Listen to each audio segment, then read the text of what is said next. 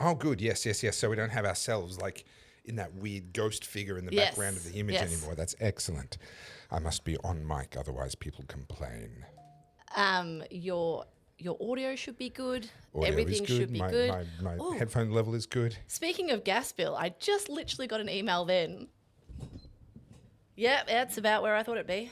$4.50. Okay. I mean, well, a hole hasn't opened in the earth and swallowed you up, so it can't be that bad. Well, it's not 4 figures, so that's better than I expected.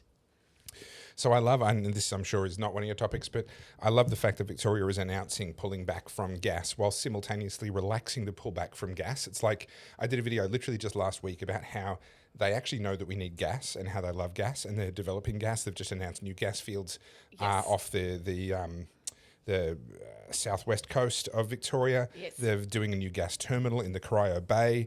They're now relaxing the reductions in the rate at which they're going to restrict people from using gas in Victoria. They know we need gas, but they're still keeping up this. We've just passed the most anti-gas legislation in Australia, blah, blah, blah. Like, it's like they're gaslighting us. Yeah, don't mind us as we repeal them, even though we promised them. That's right. It is funny, though, because obviously I watch all the political commentators now, and I did see Punters Politics just like going off on this, and I was like, says me as I've got my like gas heating blaring. Yeah. It's ridiculous. And the idea that, we're just going to electrify everything, it's going to be so much cleaner, it's going to be so much cheaper, blah, blah, blah. Right, okay, so hold on a second. We're going to add the load of cars to the electricity grid, which is going to massively increase demand, which is going to massively increase prices, shortages at critical moments. All of that's going to get worse. And we're going to disconnect gas and add that to the demand on the electricity grid. And we're going to supply all of that new demand using intermittent, unreliable renewables buttressed by exceptionally expensive batteries. This is going to work out so well. See, you know what your issue is? I have so many, I don't even know where you're going with this. You come to every single argument with logic, and that's where you go wrong. I'm sorry about that. Embrace the delusion. Everything that you think is right is wrong. And then it's a lot easier to survive in this world. You know what's hilarious is I would have made a lot more money over the last 16 years if I had just been willing to ideologically shill for things that I knew weren't true. Yeah, you should have just said, like, yes, men can be women and then men can get pregnant. Or and not even. If I'd have just been willing to be a Labour stooge or been willing to be a union stooge or just an outright communist, I would have found a bigger audience that ironically would have spent more money with me than libertarians do, you stingy bastards. No, I'm joking. I love you guys. But if I'd just not had any principles or brains, I think that's probably it. If I'd just been really, you know why there aren't any communist economists? It's because if you're an economist, you can't be a communist. Correct. Right? If you understand how money works, you can't be a communist. And unfortunately, yes, you're right. I approach things with far too much logic, and that is why my life is nothing but pain and suffering. Yeah. I am currently going through the rounds of trying to... So this is through my university. I'm not just grifting, but you will accuse me of that anyway. Yeah. Trying to get some art grants. Oh, yes. So at the end of my master's, I have to do an exhibition. And it's like just plus. The venue, the cost of making the prints and everything, invitations, all that sort of stuff. And I'm lucky. I do have a pretty cool audience. Thank you, guys. And, a lot of people have opted to buy some of my prints and things like that. Nice. But it's actually a lot more than you think. It's like we're in the 5-figure mark, well and truly. Yeah. And my mentor at uni was like, oh, no, you need to go for an art grant. Like, there's no way you should be funding this yourself. And also, you've got a really good project. Like, that's really interesting. Yeah. And so anyway, I've jumped on Creative Victoria, I think it is, and a few others, and these are all either state or federal government grants, and they're all things that people apply for all the time. This is not a new thing. It's been happening for years.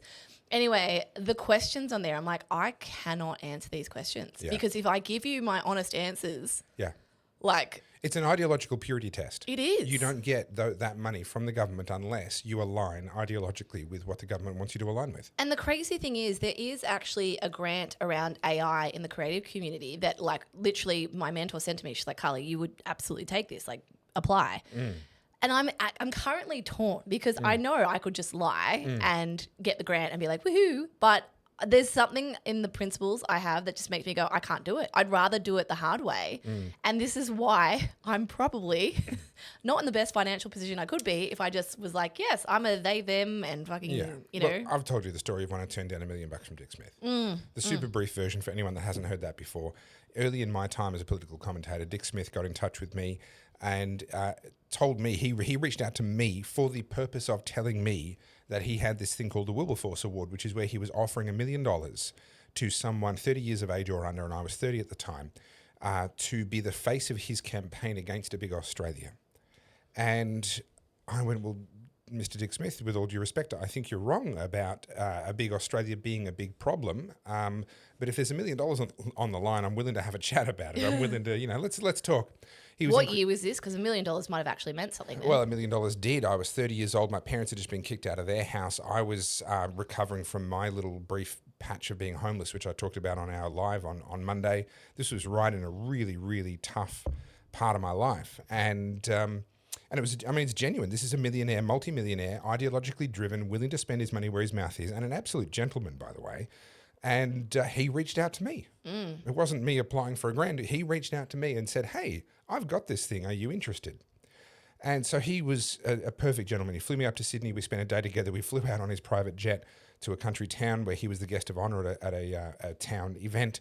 And then we flew back and we flew in his helicopter. We went over the Sydney Harbour Bridge. My little mind was blown. It's the only time I've ever been in a helicopter. And I tell people, I've been in a helicopter being flown by Dick Smith over the Sydney Harbour Bridge, flying so low that the people doing the bridge climb were waving at us. And people were like, bullshit. Nope, yeah. It happened. Yeah. And we landed in his driveway. And we chatted for a couple of hours at his house, and the whole time he was literally just trying to convince me to take $1 million off him. And eventually I just said, look, Dick, with all due respect, I love that you're willing to put your money where your mouth is. I wish we had more people like you, even though I disagree with you on many, many things. But I can't take the money because I can't get my integrity back. I can never buy that back. And I know, with the benefit of, another 13, 14 years of hindsight, looking back on those events, that I wouldn't have a dollar to show for that million now. Yeah. Yeah. Right? That money would be long gone. I wouldn't have used it well or invested it well. I would have tried. It's not that I would have squandered it. I would have tried, but I can see that I would have made poor decisions and that money would be gone and I would forever live with the knowledge that I have a prize. Yeah, yeah. There's a big part of that. I've realised this too as I'm getting older and as I've sort of reassessed where I'm going. I talked about this in earlier podcasts. I'm about to turn 40. And it's just like, okay, let's review where we've been the last 20 years and where do we want to go the next 20.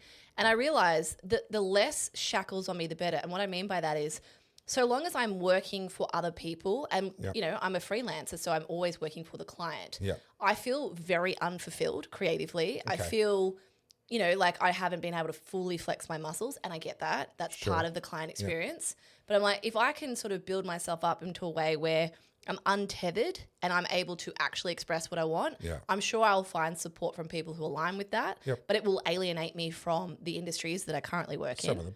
And but I feel like I would feel more fulfilled in myself doing it that way. But there is a difference though. Michelangelo supposedly hated doing the Sistine Chapel. Who did the Sistine Chapel? Michelangelo. Yeah.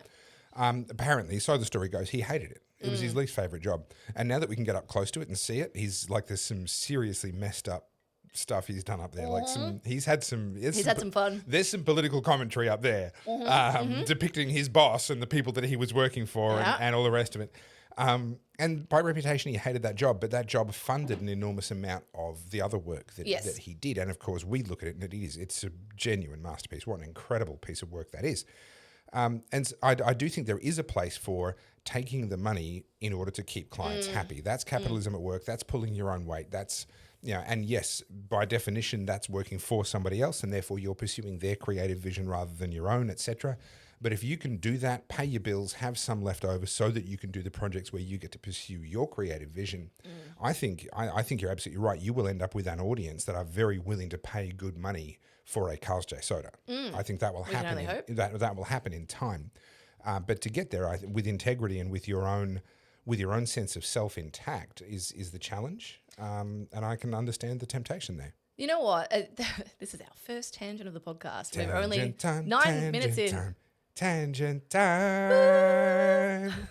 Soon we're going to have like girls with the feathers. Like, no, we need it loaded up as a sound. We need it loaded up as a sound in your desk. So do you know what we've just discovered? So at the moment, the Rodecaster and the Videocaster don't allow you to have two separate audio lines. So if we link them up, it mixes it. Yep. And which would mean we can't do the auto switching. Yes. But Rode has now realize this and realize most people have both. So they are coming out. It's just a software thing. Yeah. So they're coming up with a So this software. has stereo outputs or, Yeah. or multiple outputs we Yeah. could use to, yep. And so it's literally just a firmware or a Yeah, software nice, update. So nice. apparently they're working on that. G was investigating. So that's the plan, because the Duo has way more audio control than the video. That would be nice. And then to have the headphones plugged in there where it's just an easy knob, easy adjustment. Yes. Okay, so before we get back to your tangent, don't lose it. Somebody sent me a text message, I won't say who, asking specifically, what do you think of the Roadcaster video? Have you done anything with it? Do you think it's any good? Should I invest in one? Buy it. Buy it now. Yes, buy it now. I bought one for my studio and I fell in love with it. It is an amazing piece of equipment for what I do. And I bought it specifically because it does the audio switching. We are not switching between cameras here right now. For anyone that's new and didn't come on that journey with us, we don't have a Jamie. We don't have someone vision switching for us. It's literally a little piece of equipment that's doing it. And I bought it because I knew it could do that. We used to literally pack it in a backpack when I'd come down on the train. And I would come down on the train. There it is. And I, with that in my backpack, would plug it all in and away we would go and do the podcast. And then Carly loved it so much that she was like, no, I want to play with it. I want one. I want one. And Carly's done an amazing job with her own settings and all the beautiful stuff that you see in the show now is all Carly's work. So we love them so much that we bought 2 of them. Yeah, and to be fair, like everything with Rode, like when I say it's cheap, it's not cheap as in it's like $50. It's cheap for what it can do. It's very affordable, and like the guy's Aussie. Yeah, so yeah, I'm yeah. so happy and pumped to buy as much Rode as possible because it's Aussie. 2, I'm going to give a shout out to somebody else before we get back to your tangent. Don't lose it. 2 amazing Aussie-led tech companies, Rode and Black Magic. Yeah. Thank you. Aussies. Incredible brains. Like these people are on another level entirely. They are taking over the world from a technology point of view, and I'm here for it. I love it. Yeah, and everything is, I mean, we're going to have this argument, but we must stay away from this argument. I am very much like I sit in the ecosystem of whatever we're using. As a Mac user, Boo. I knew it. I knew this was coming. We have this fight every week. I just like things to just be able to plug and play without having to sit here and like code it all and like, fluff around. Yeah. And everything that I have bought from Rode is literally plug and play with a little bit of, settings some change. configuration. Yeah. The difference though between Rode and Apple is they both just work out of the box, but Rode doesn't make your wallet cry. I will give you that. Yeah. I will give you that. Yeah. I am currently looking at upgrading this bad boy here. And you just can't help some people. I'm not the idiot whisperer. This is my whole point. I'm not. It does not matter what I say. this is my tangent from a tangent, Okay. from another tangent. that we haven't even started welcomed yet. people to episode 25. Yeah. or Welcome to whatever. episode 25. I don't know if you have this conundrum. So I'm a very tech person. I love my tech, but I have a laptop, I have an iPad, I have my phone, obviously. Now my iPad, I predominantly use to just watch YouTube. Right. So down in my studio, I did used to have the 2 screens. I actually didn't like it. I Right. just like one big screen. Yep. So I'm going, because I do a lot of video now, I want a wider screen. Yep. So I can then see the timeline easier. Okay, got that. This laptop, now it's a bit older now. It's the M2, I think it is.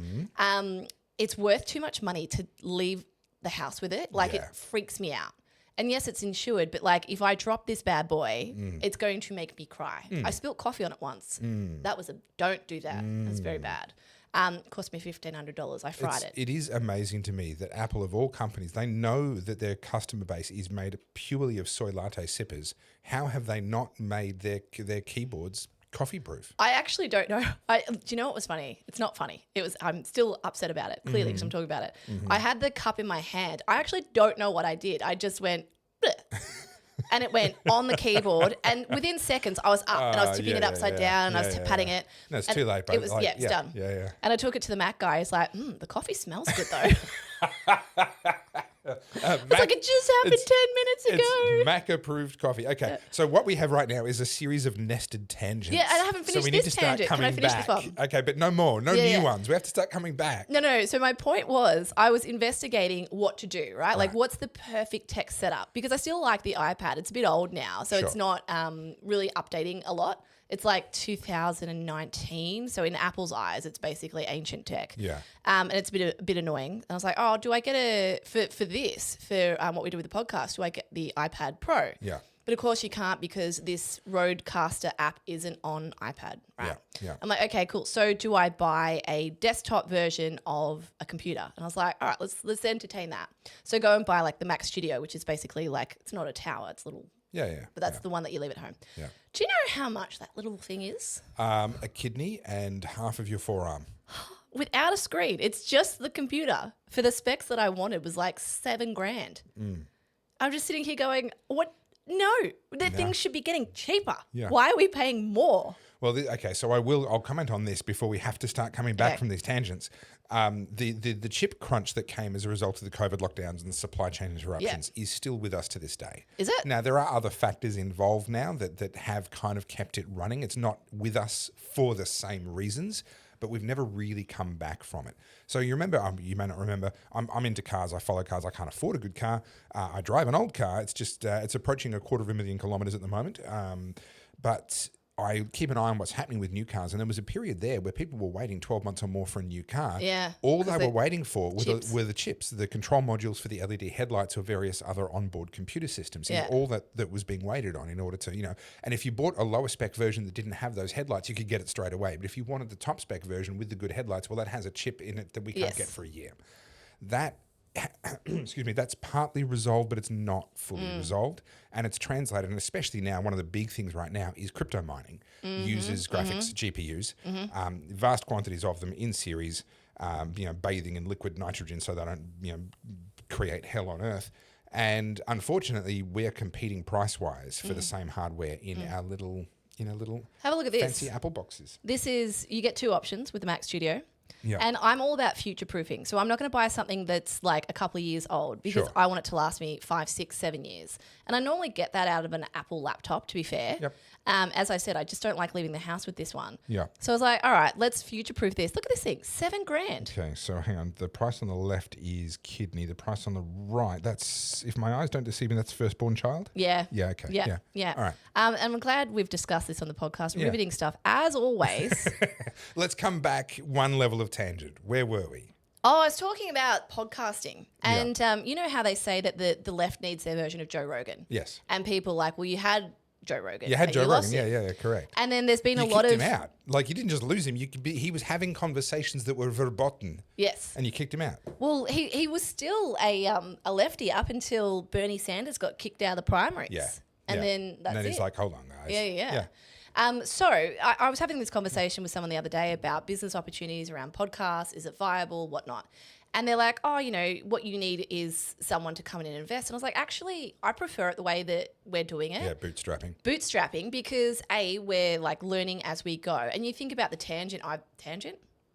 Trajectory. The trajectory, yes. Tangents on the brain. Yeah. The trajectory I've personally been on, just learning all this tech and it's incredible. Yeah. And I'd rather do it that way. Whereas if someone just threw money at this and we didn't have to learn, I don't feel like you'd feel so connected to it. But also, so I had the experience when I launched the Aussie Wire. I had a backer for that, and he's one of the good guys in the world, right? And this is one of the problems that people don't understand. They think, if you find the right investor, he was the right investor.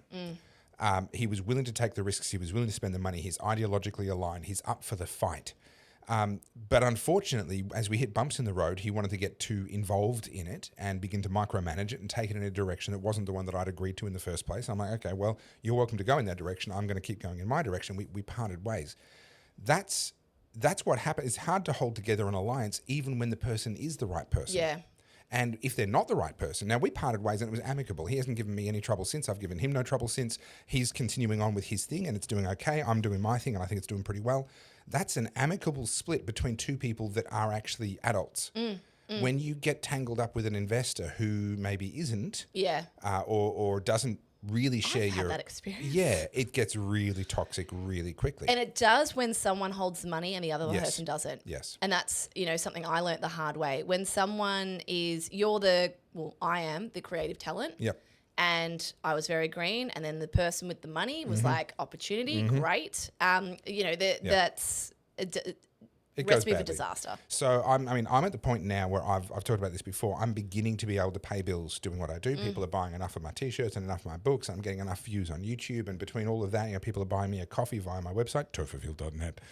Totally not a grifter. Always grifting. And I'm able to pay my bills now. When my gas bill comes in, I'm going to have a face a little bit like what yours was a minute ago, but I think I'll be able to pay it. And we need to get you to the same place so that we're both at a position where this is sustainable. Because once you cross that threshold where, hang on, I can pay my bills doing this. Yeah. Suddenly you've got all the time in the world. Yeah. Whereas before that point in time, you're like, I have to keep pushing. I've got a limited amount of time before I collapse in a heap. Yeah. I can't keep doing this.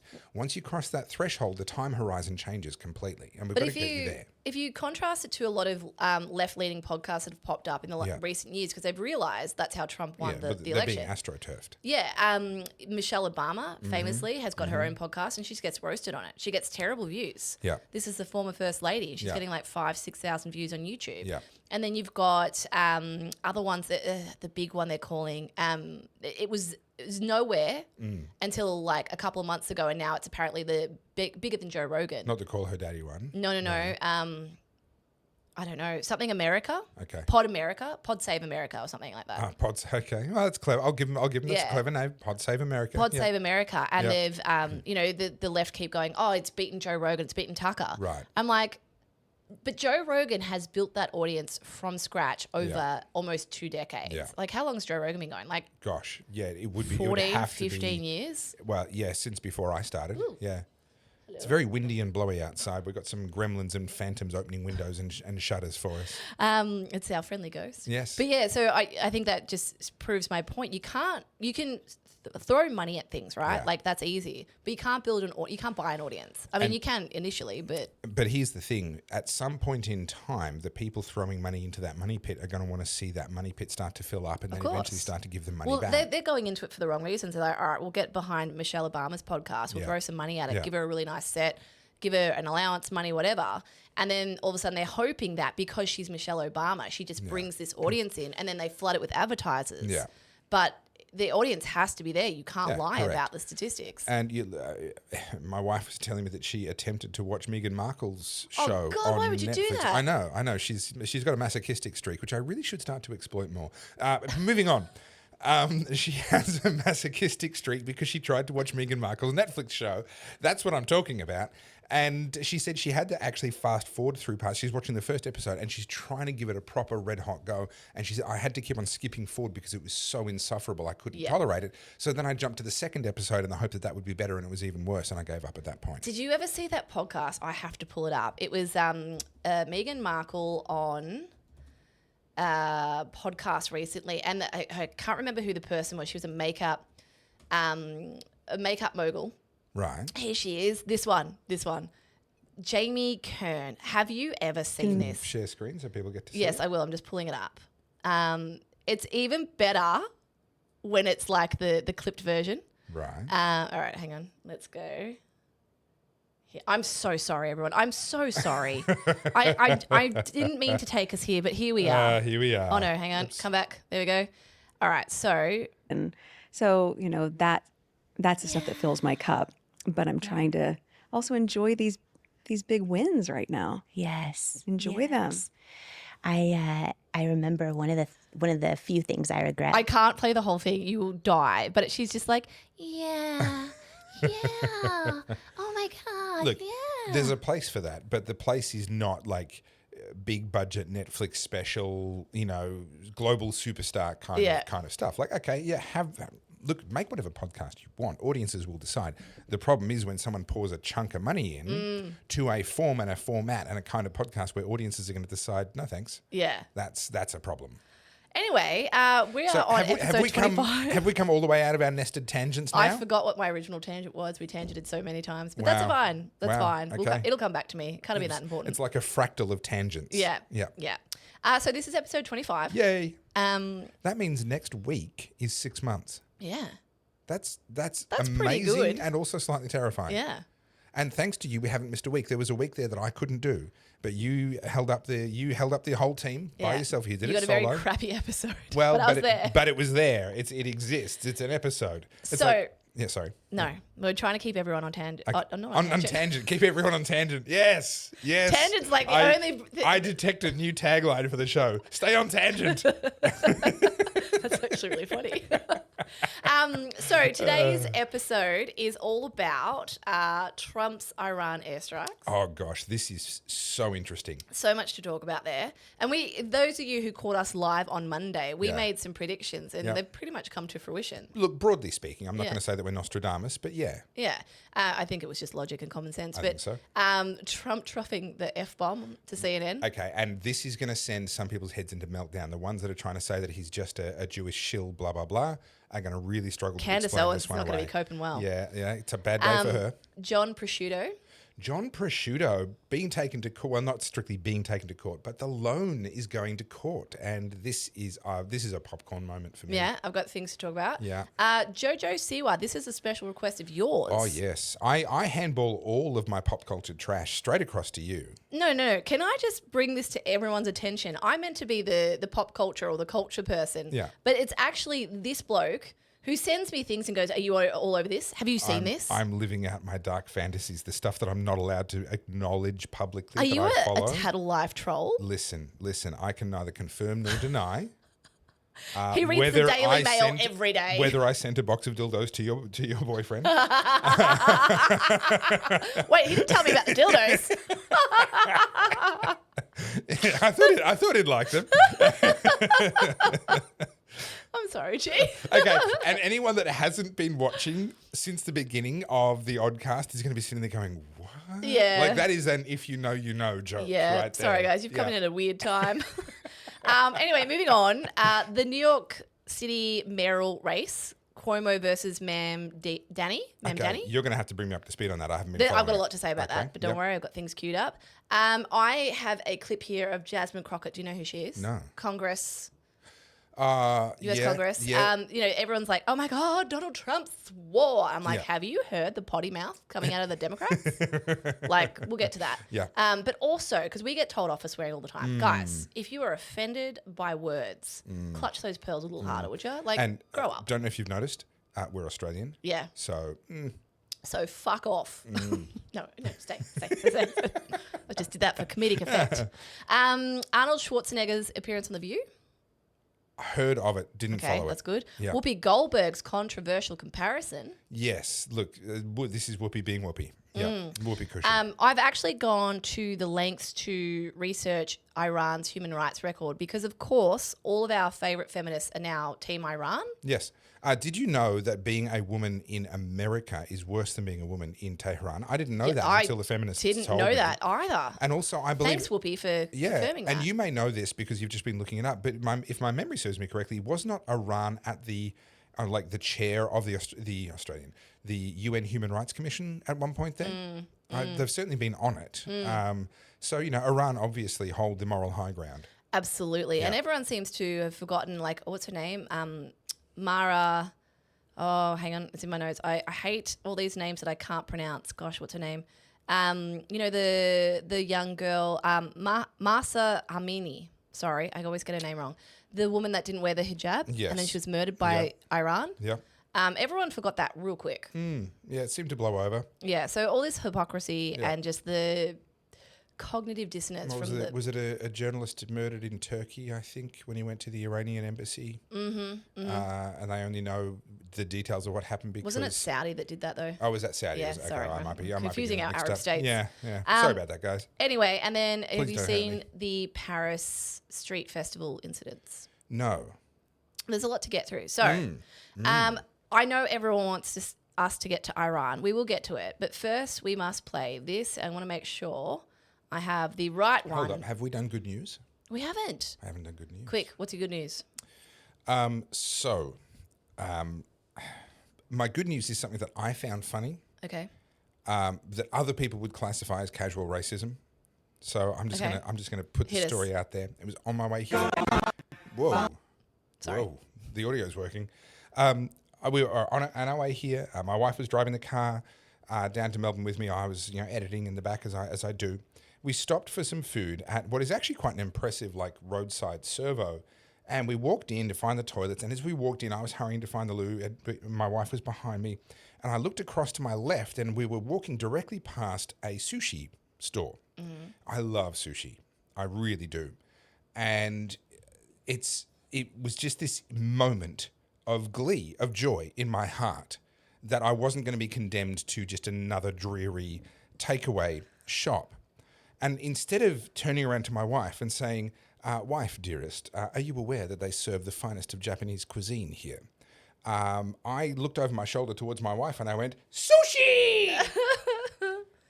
Because I was ecstatic. And It doesn't take much to make this man happy. at that moment, one of the Asian, presumably Japanese, but certainly Asian attendants had her back turned and jumped out of her skin at the exclamation in this otherwise quiet food court of sushi and turned around and saw this devil white guy with obviously engaging in casual racism here and putting on a crazy voice. And at that point, I had to hurry to the bathroom because that's where I was going. But I had every intention of coming back and buying a lovely big platter of sushi, and I just couldn't bring myself to do it. So I had KFC instead because I'm like, I can't go back and face her having just done that. Wow. Yeah. That was a story I didn't expect. No, and so that's my good news He because loves sushi so much he ended up eating KFC. I love sushi so much I engaged in casual racism, and now I can't show my face there ever again. My life is better for knowing this story. I thought it would be. Yeah, I feel truly touched Yeah. that you've shared that with us today. Thank you. My good news is similar. Okay. Wow. Are we both just casually racist now? Because no, it's got nothing to do with that. My life is this exciting that this is my good news. Okay. So I use my email inbox like a to-do list, and there is always somewhere between 10 to 100 emails just sitting there demanding my attention. Okay. And this email is not used for any marketing. I don't get all the EDMs to that. Yeah. It's just work. And every time I look at it, I'm like, oh, God, I've got to do that. All right, I've got to do that. And I looked at it today, and for the first time in what feels like forever, it's 0. Like, I actually have got my inbox to 0. Wow. Like, we have hit ground zero. And I just thought that was a momentous occasion that deserved. A round of applause. Thank you. I'm very proud of this. As you guys see, we live very exciting lives. Riveting. The life of a podcaster is truly a magical place. Anyway, now can we get back to Please, Okay. let's just recover from that as quickly as possible. So serious news, guys. This is very serious. This is posted by one United States of American President, Donald J. Trump. Yep. And we must watch this, and I must turn the sound back on. I think we got the point. I hate how catchy that is and how much I wanted to sing along. I was going to say the Beach Boys, man. I can't help That it. is- that is- I'm like, oh, wait, now I can hear the lyrics. Yeah, Shit. that is way too catchy. This is a fascinating situation. And where we left it off on the Monday was essentially, and as best as I could tell, we were largely in agreement that, in my opinion, is that Donald Trump should have sought congressional approval. The fact that Obama didn't seek congressional approval doesn't excuse it. It was a precedent, sure, it doesn't excuse it. Trump should have sought congressional approval before engaging in acts of war. He didn't. And I think that's the wrong thing to do. However, I think history will judge him very kindly for having authorized these missions and destroyed these facilities, etc. There was, of course, hanging over our heads last week, the threat from the Ayatollah that tonight will be remembered for, I think it was centuries. Centuries. I've already forgotten that night. I can't tell you a single thing that happened. Doing. They don't know what the fuck they're doing. They don't know what the fuck they're doing. They don't know what the fuck they're doing. Did I mention that this is an Australian podcast run by Australians? Sorry. Well, I don't have my soundboard over here, so I must use You this. go. So the reality is, Iran has nothing. They didn't even have sleeper cells to activate. Literally nothing happened. Do you know the way I look at this? I think I always try and take that 30,000 foot view, and everyone is so reactive. You know, I always come back to that Denzel Washington quote. It's not important to be right. It's important to be first. And every time Donald Trump And makes... he's not saying that's a good thing, to be No, clear. no. He's saying observing the way it is, not saying how it ought to be. Yeah, no, he's saying it's a bad thing. Yeah. It's quite a famous clip now. Yeah. But like Donald Trump sneezes and people are reacting to it. And it's not just, and I get it, like everything's content these days and everyone's trying to like, you know, get exposure and build their numbers, build their audience. But when it comes to things like war, foreign affairs, I don't know, I'm kind of like let's just let it play out. Give it a day. Give it 48 hours. I do that on almost every story. Almost everything. I was just scrolling through X as you do, and everyone's reacting, and I got really mad. Excuse me. Some of the independent podcasters and media people that I follow were just so hyperbolic around talking about nuclear war, nuclear winter. And I was like, you're just fear-mongering. And I know you're doing it because you're getting a reaction and you're getting an audience. And getting clicks. But I definitely think you have a responsibility to just pull your head in and just wait, because this is a serious matter. And again, we don't actually know the context. Like, we're not sitting there in the Situation Room listening to Trump and Tulsi and Pete Hegsworth. We don't know. Sure. I will caution that line of logic, though. You don't have to know how to drive a truck to know it shouldn't have hit that tree. Yeah. Right. You can observe the outcomes, and you don't have to know how it all works. Just to be clear, I wasn't saying that we couldn't discuss it. What I'm saying is, coming from this level of authority, like, I know this has happened. Like, look at Candace Owens, for example. I try not to. The way she comes out, like, this is what's happening. I'm like, you don't know that. You look like an idiot. But you can comment on it, but don't act like what you're saying is the truth. But that's what gets her the clicks, and she's built her entire career on that kind of nonsense. I will say that the people that the people that came out with the theory, which I did talk about on Monday night, and I said, look, I don't know, and I still don't know, but I got to say this theory is looking better with each passing day. There is a theory that says Donald Trump bombed Iran and those facilities in order to take Iran is just weeks away from having a bomb lie off the table for good. Take it off the table. Because we've had decades of what's referred to as strategic uncertainty or geopolitical uncertainty, and it's done deliberately, or ambiguity, geopolitical ambiguity, where Tehran were developing uranium, which is not useful for a deliverable weapon, a deliverable bomb that they could have actually put on a plane or put on the end of a missile. Uranium is not the correct pathway for that. It'll be too big, and that's not a small problem. That's a deal breaker problem. So no matter how much uranium they enriched, they were never going to be able to build a bomb or a warhead that they could put onto a missile or put into an aeroplane and drop on anybody. So it's not really a pathway to a bomb in the sense that we mean it when we say that. When we say a bomb, we don't mean they have a bomb sitting in the middle of Tehran for people to come and look at and take photos of. We mean they have a bomb they can drop on Tel Aviv, or a bomb they're gonna fire at Washington. That's what we mean. Yeah. They are not on a pathway to anything remotely like that. However, they have highly enriched uranium well past where it needs to be for civilian purposes. And the purpose of that has historically, over the last couple of decades, been as a bargaining chip. It's same. North Korea did the same thing. They can get into trouble for one reason or another. The UN comes along and says, oh, we don't like you, blah, blah, blah. And they go, oh, well, we're willing to give up our uranium in return for these concessions, right? They're manufacturing a bargaining chip that they can use repeatedly over and over again. And it was mutually beneficial because they get the bargaining chip, and the West and the NATO powers and everyone else gets the opportunity to say, Iran are working on a bomb. We need bigger budgets. We need more weapons development. We need da-da-da-da-da. So it served everybody. This strategic ambiguity served everybody. Trump is this. So the theory goes, and I've got to say the theory is looking better with each passing day. Trump was simply removing the strategic ambiguity.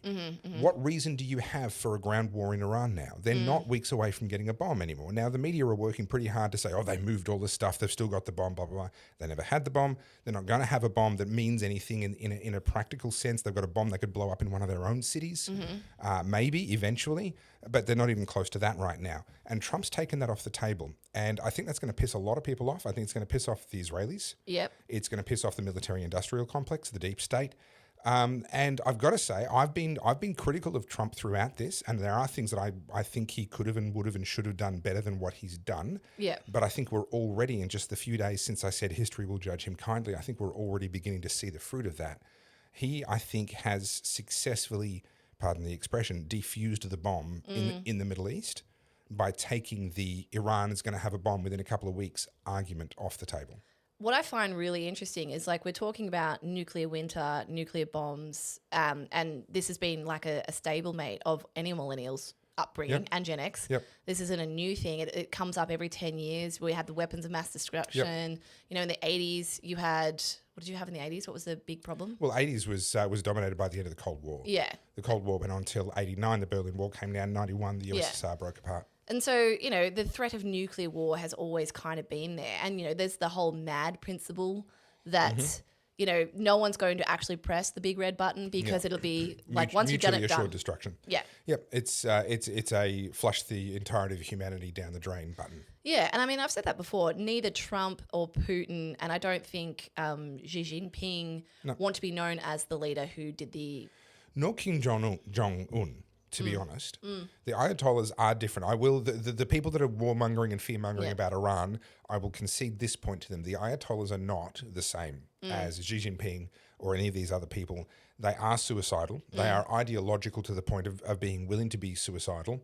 And actually, if they had the opportunity to nuke both Israel and all of Iran simultaneously, that is an option they would potentially take. Iran? You mean nuking Iran? Yeah, so if the Ayatollahs had the option of leaving Israel alone or destroying Israel and Iran, they would potentially take the option to destroy both. Yeah. Whereas Russia would not, America would not, North Korea would not. Right? They're not going to destroy themselves and end their own lives. The Ayatollahs are a different kettle of fish. I will concede that point. But on every practical point as to where they're at with their technology and what they can realistically do, the fear-mongering, the war-mongering makes no sense. Do you know what's been interesting? You would have seen this. I was just playing the short clip of it. But Donald Trump was interviewed by, I think it was CNN, and he's mad that both Israel and Iran continue to bomb after the ceasefire. Yep. And I just want to play this clip. You guys would have seen it, but this is where the swearing came from. But let me just bring it up for you guys. He turned into an Aussie for a moment. Israel said that Iran violated the peace agreement and the ceasefire agreement. Do you believe that Iran is still committed to peace? Yeah, I do.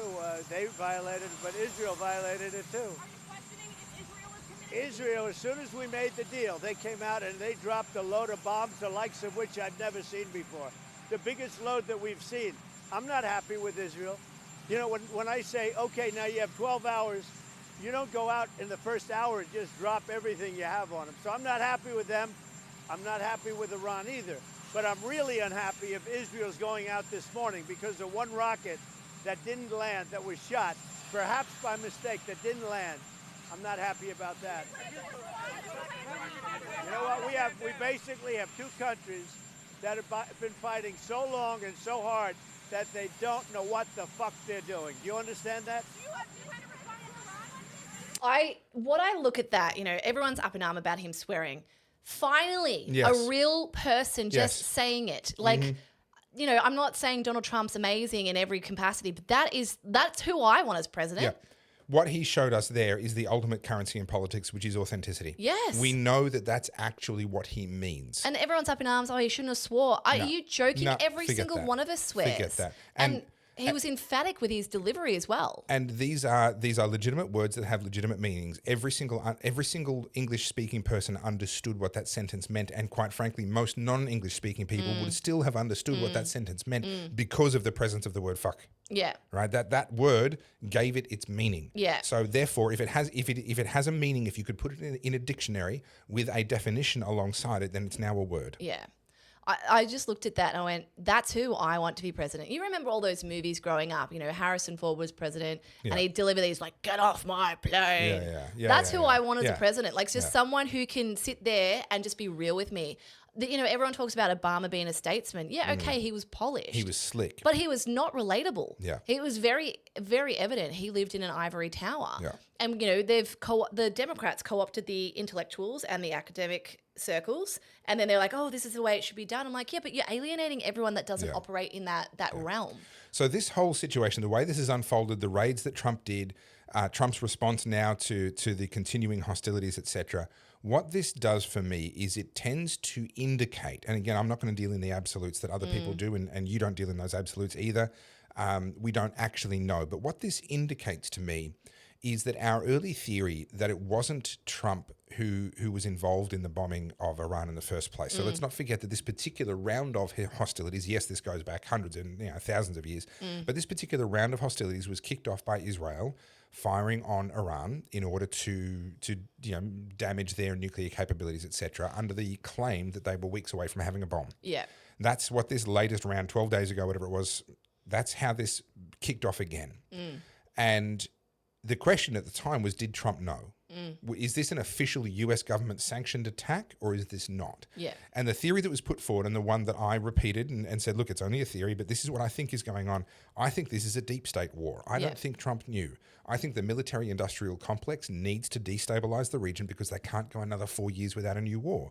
They didn't get a new war under Trump 1.0 when he was president number 45. They didn't really get a new war under Biden, which is historically an anomaly. Trump was the first to not have a new war in my lifetime, and Biden was basically the second.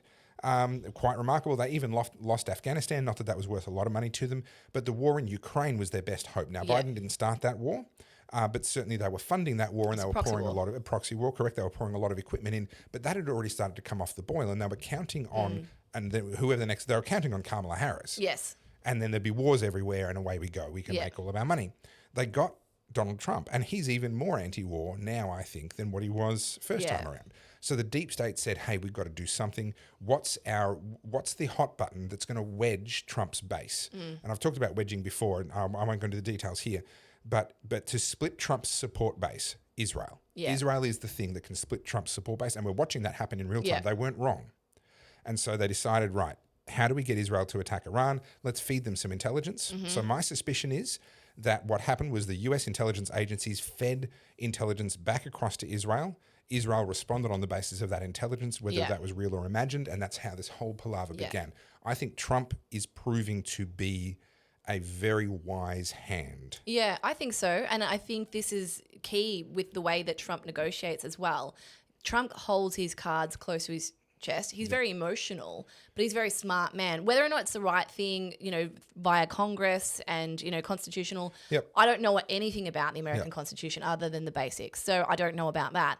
But someone has to put their foot down, and it's not a very likable thing when someone has to step up and be the adult. Sure. And just watching the way everyone is turning on themselves now. So, for example, you've got people on the right, like I don't know if you know who any of these people are, but House and Habit, Candace Owens, Ian Carroll, Hodge Twins, Catcher. These are all massive right-leaning influencers who, to some degree, have significant pull, and now they're splitting, they're fractured. They've been wedged. Exactly. Yeah. And so Trump coming out going, I'm not happy with Israel as well, that could be a defining moment because Trump has openly just criticized one of their allies. And I think it's important to note that he has done that because that will be clipped now. Because you've got Candace Owens who hates Israel, for example, right? And whether or not you like it, she has a significant following. Ian Carroll, all those people. And then you got all the people who are like American patriots. Whatever Trump does, we stand by Trump. Or the Christian... sort of the Christian right, which is whatever Israel does is right. Yes. And they're reflexively pro-Israel in the same way that these others are reflexively anti-Israel. Yeah. Have I told you about me and G's bucket theory? Did I touch on this last week? Yeah. This is literally crabs in a bucket playing out. Yep. Because what's happening, we're all in one big happy bucket, and now all these little issues are happening. So we're all trying to evacuate that big bucket and find smaller buckets to live in.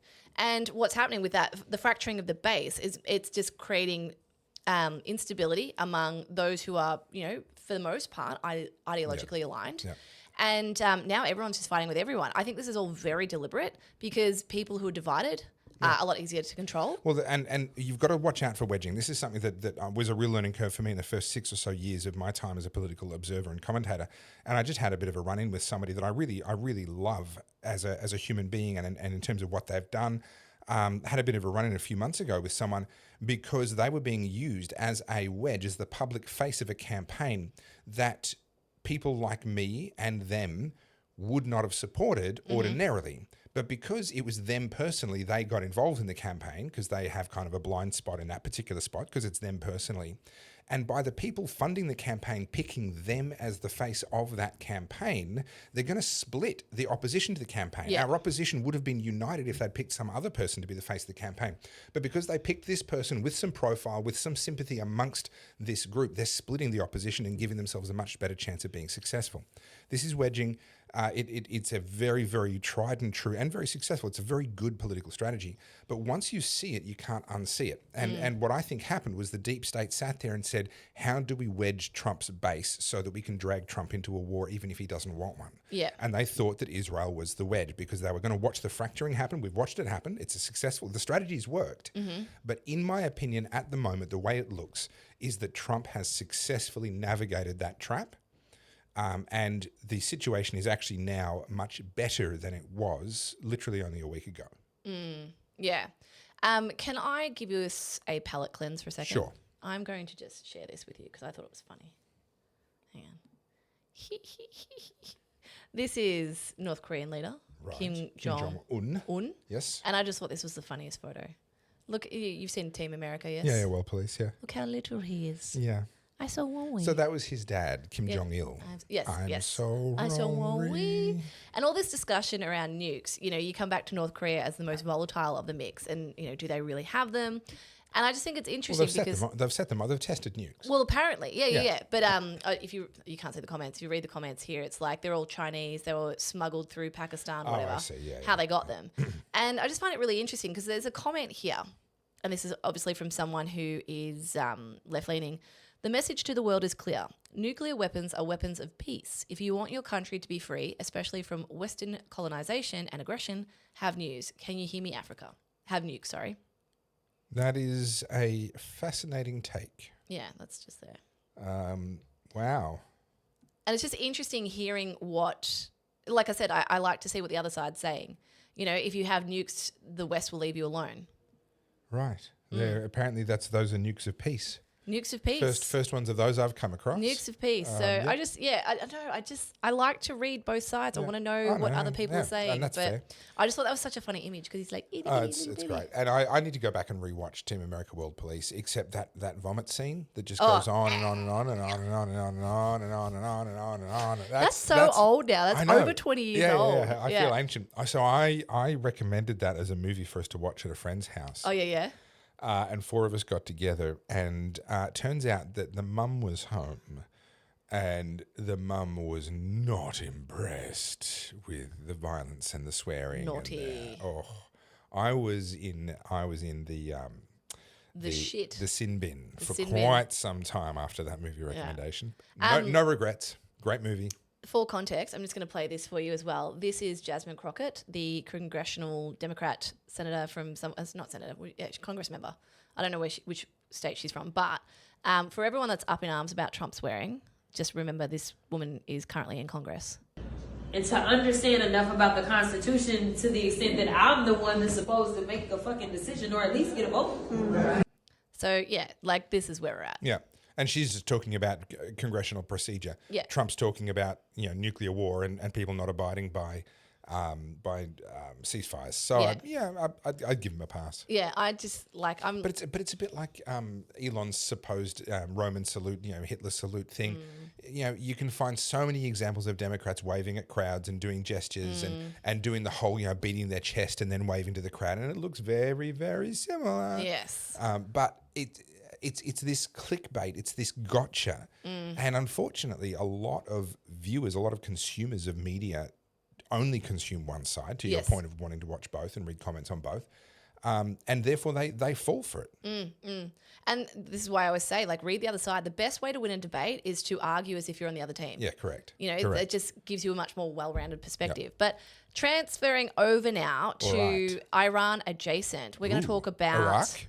Iran. Afghanistan. No. Whoopi Goldberg. Oh, okay. Well, I can see the adjacency, yes. So we're going to talk about... it's slow. But let's just remember, too, the Iranians really throw gay people buildings. They don't adhere to basic human rights. Listen, here's the thing.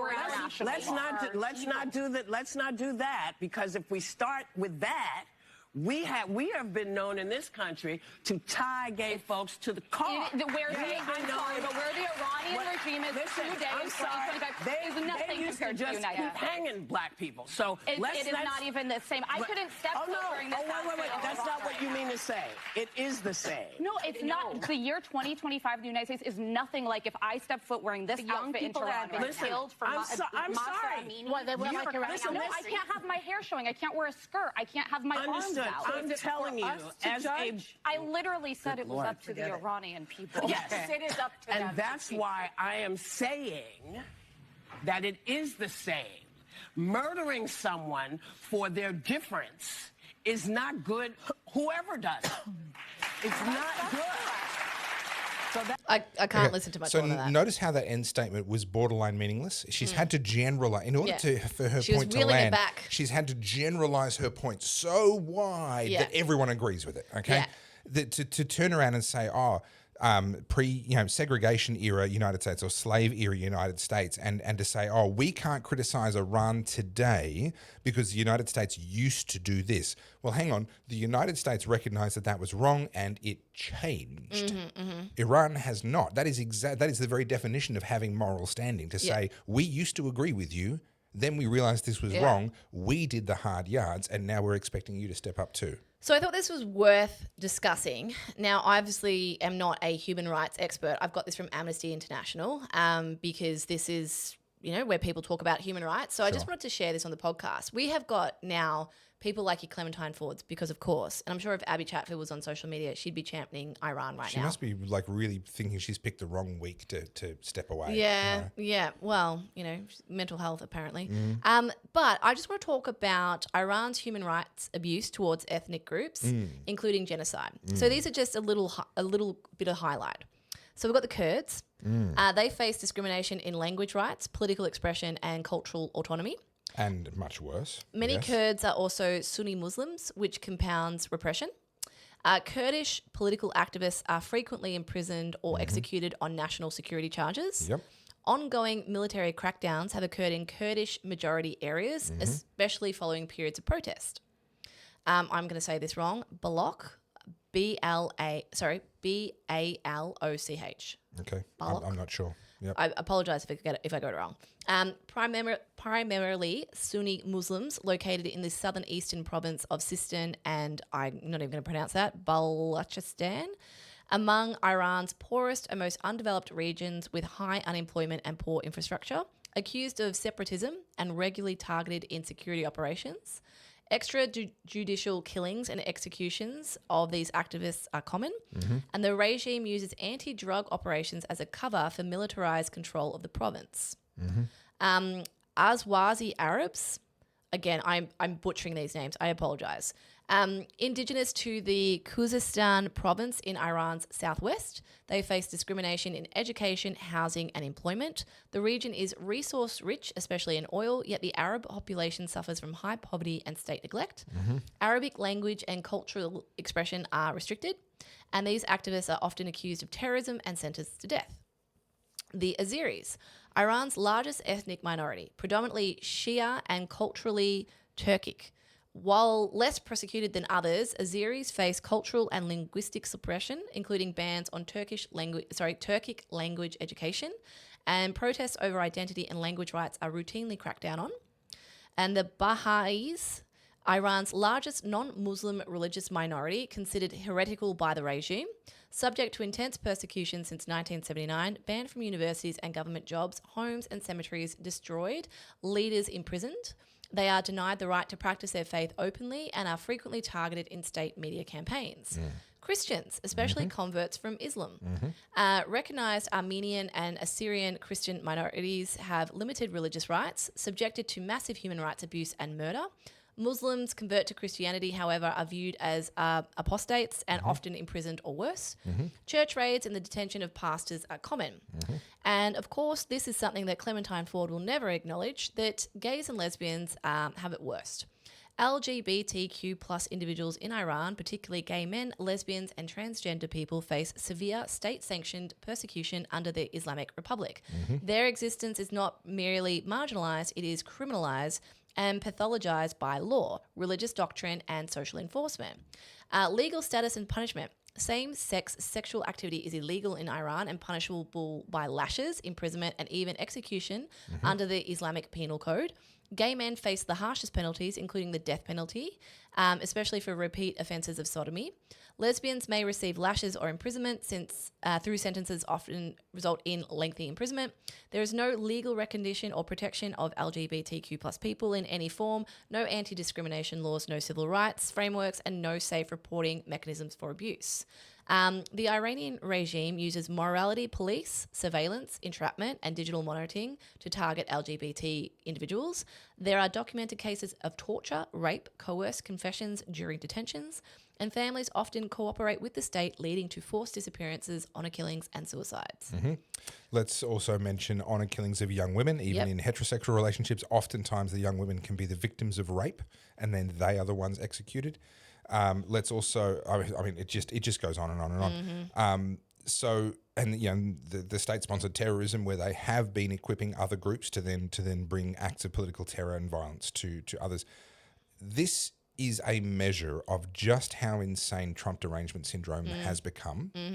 that we can turn this regime into the good guys just because it's Trump who's the president. Because apparently colonialism and Western values are the absolute devil. Now, again, let me reiterate, I do not want to see regime change. I do not want to see, I do want to see regime change. I do not want to see an invasion for the purpose of regime change. A US-led regime well, I don't change. want to see Western boots on the ground. I don't want to see any of that nonsense. We've played that game before. It doesn't end well, and in fact, it can often end up, as Afghanistan shows, even worse for the people after we. That's we my pull out. biggest thing. If we stuff it up, and we kind of did that with Libya with Gaddafi, Yeah. like it All of hasn't them. gotten better. All of them. You know, I'm not saying in any stretch that it's good the way it is, No. but sometimes better the devil you know. You go in there with the intentions to do things. It's only gotten worse. Like Iraq hasn't recovered since Saddam was murdered. Depending on who you are in Iraq, it can be a lot better for you now, because what happens in these countries is the ruling caste, the ruling ethnic group, oppresses the others. Iran, I think the ruling ethnic group is only about 15% of the population. One of the things that often gets missed as Westerners is just how much of a melting pot these countries are from an ethnic point of view. And these are ethnic groups that tend to maintain separation between each other. Let's take the Kurds for a moment. When these maps were drawn, which was drawn by this was the British Protectorate, and they took over from the Turkish Empire, the Ottomans. They conquered all of that, and then they drew a new bunch of lines on the map. And they had to listen to someone. They had to believe someone when they drew those lines. And the people they listened to were of particular ethnic groups that hated other ethnic groups. And they used the fact that they had a cozy relationship with the British as an opportunity to try and conquer by where the lines got drawn. And the Kurds are a particularly striking example because they got cut into four. There is an area known as Kurdistan. Yes. And that is now divided into 4 different countries. That wasn't done through conquest in the sense of between the tribes and them deciding where the lines were going to be. No, that was done by Western imperialism. If I can borrow the term from the lefties, this was the outworking of the British Empire came in, conquered, and drew a bunch of new lines on the map and said, "You guys are all going to get along in one big political system."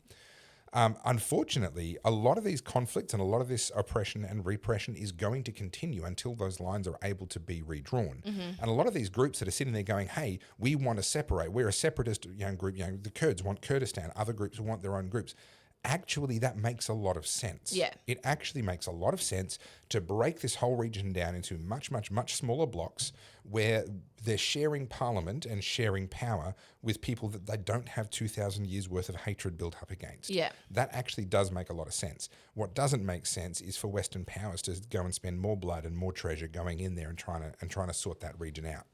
The thing with the Middle East, and again, I am no geopolitical expert. I just, read what I read, and again, I try and have that 30,000-foot view because I don't know what else to do. I can't impact this in any way, and posting cute little clips on social media is not helpful. But What? It's not? I know. We're not saving the Shocking. world on TikTok? Shocking. Might make you feel good for 2 minutes, but It doesn't even do that. no one's talking about the proxy war between Iran and Saudi Arabia. Sure. That has basically put Yemen into a humanitarian crisis. yeah. And then obviously, everyone's talking about what's that strip, the Sinai Peninsula, where Yemen backs onto the side of, that the Houthi rebels are trying to control the Sinai Peninsula. Yep. And there's all these. So it's when people get into this argument, they go, "Oh, well, Trump shouldn't have bombed Iran." It's such a complicated thing because you have got multiple different ethnic groups and different sections within that same country who are all sort of fighting against each other. So whether it's the Houthi rebels or the Sunni government that's currently in charge in Yemen, across to like the Kurds or the Iraqis or the Syrians, Syria, no one's talking about Syria at the moment. Like what happened since Assad got taken down? Since we helped them, you Yeah. mean? Yeah, that's hasn't gone so well. And you mentioned, just to pick up on a point, you mentioned, what about the Iraqis? The thing is, Iraqis, in the sense that we mean that word, don't exist. This is a country this is a political union cobbled together by Westerners of groups that don't identify with each other. Would I be right in saying, again, I'm kind of out of my depth talking about this, but like Arab groups or Arab ethnic groups are, what's the word I'm looking for? Nomadic by... Oh, no, there's huge variety there. Some are, yes. But they move around a lot. So defining... No, I mean, some of those groups have been on the land they're on for a very long time, and this is part of the problem. They're like, no, this is our land.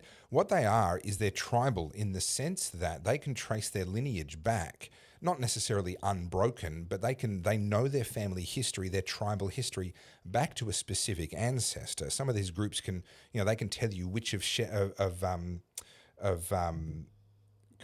Ishmael's descendants they came from. Yeah. In the same way that Jewish tribes can talk about, their lineage right back.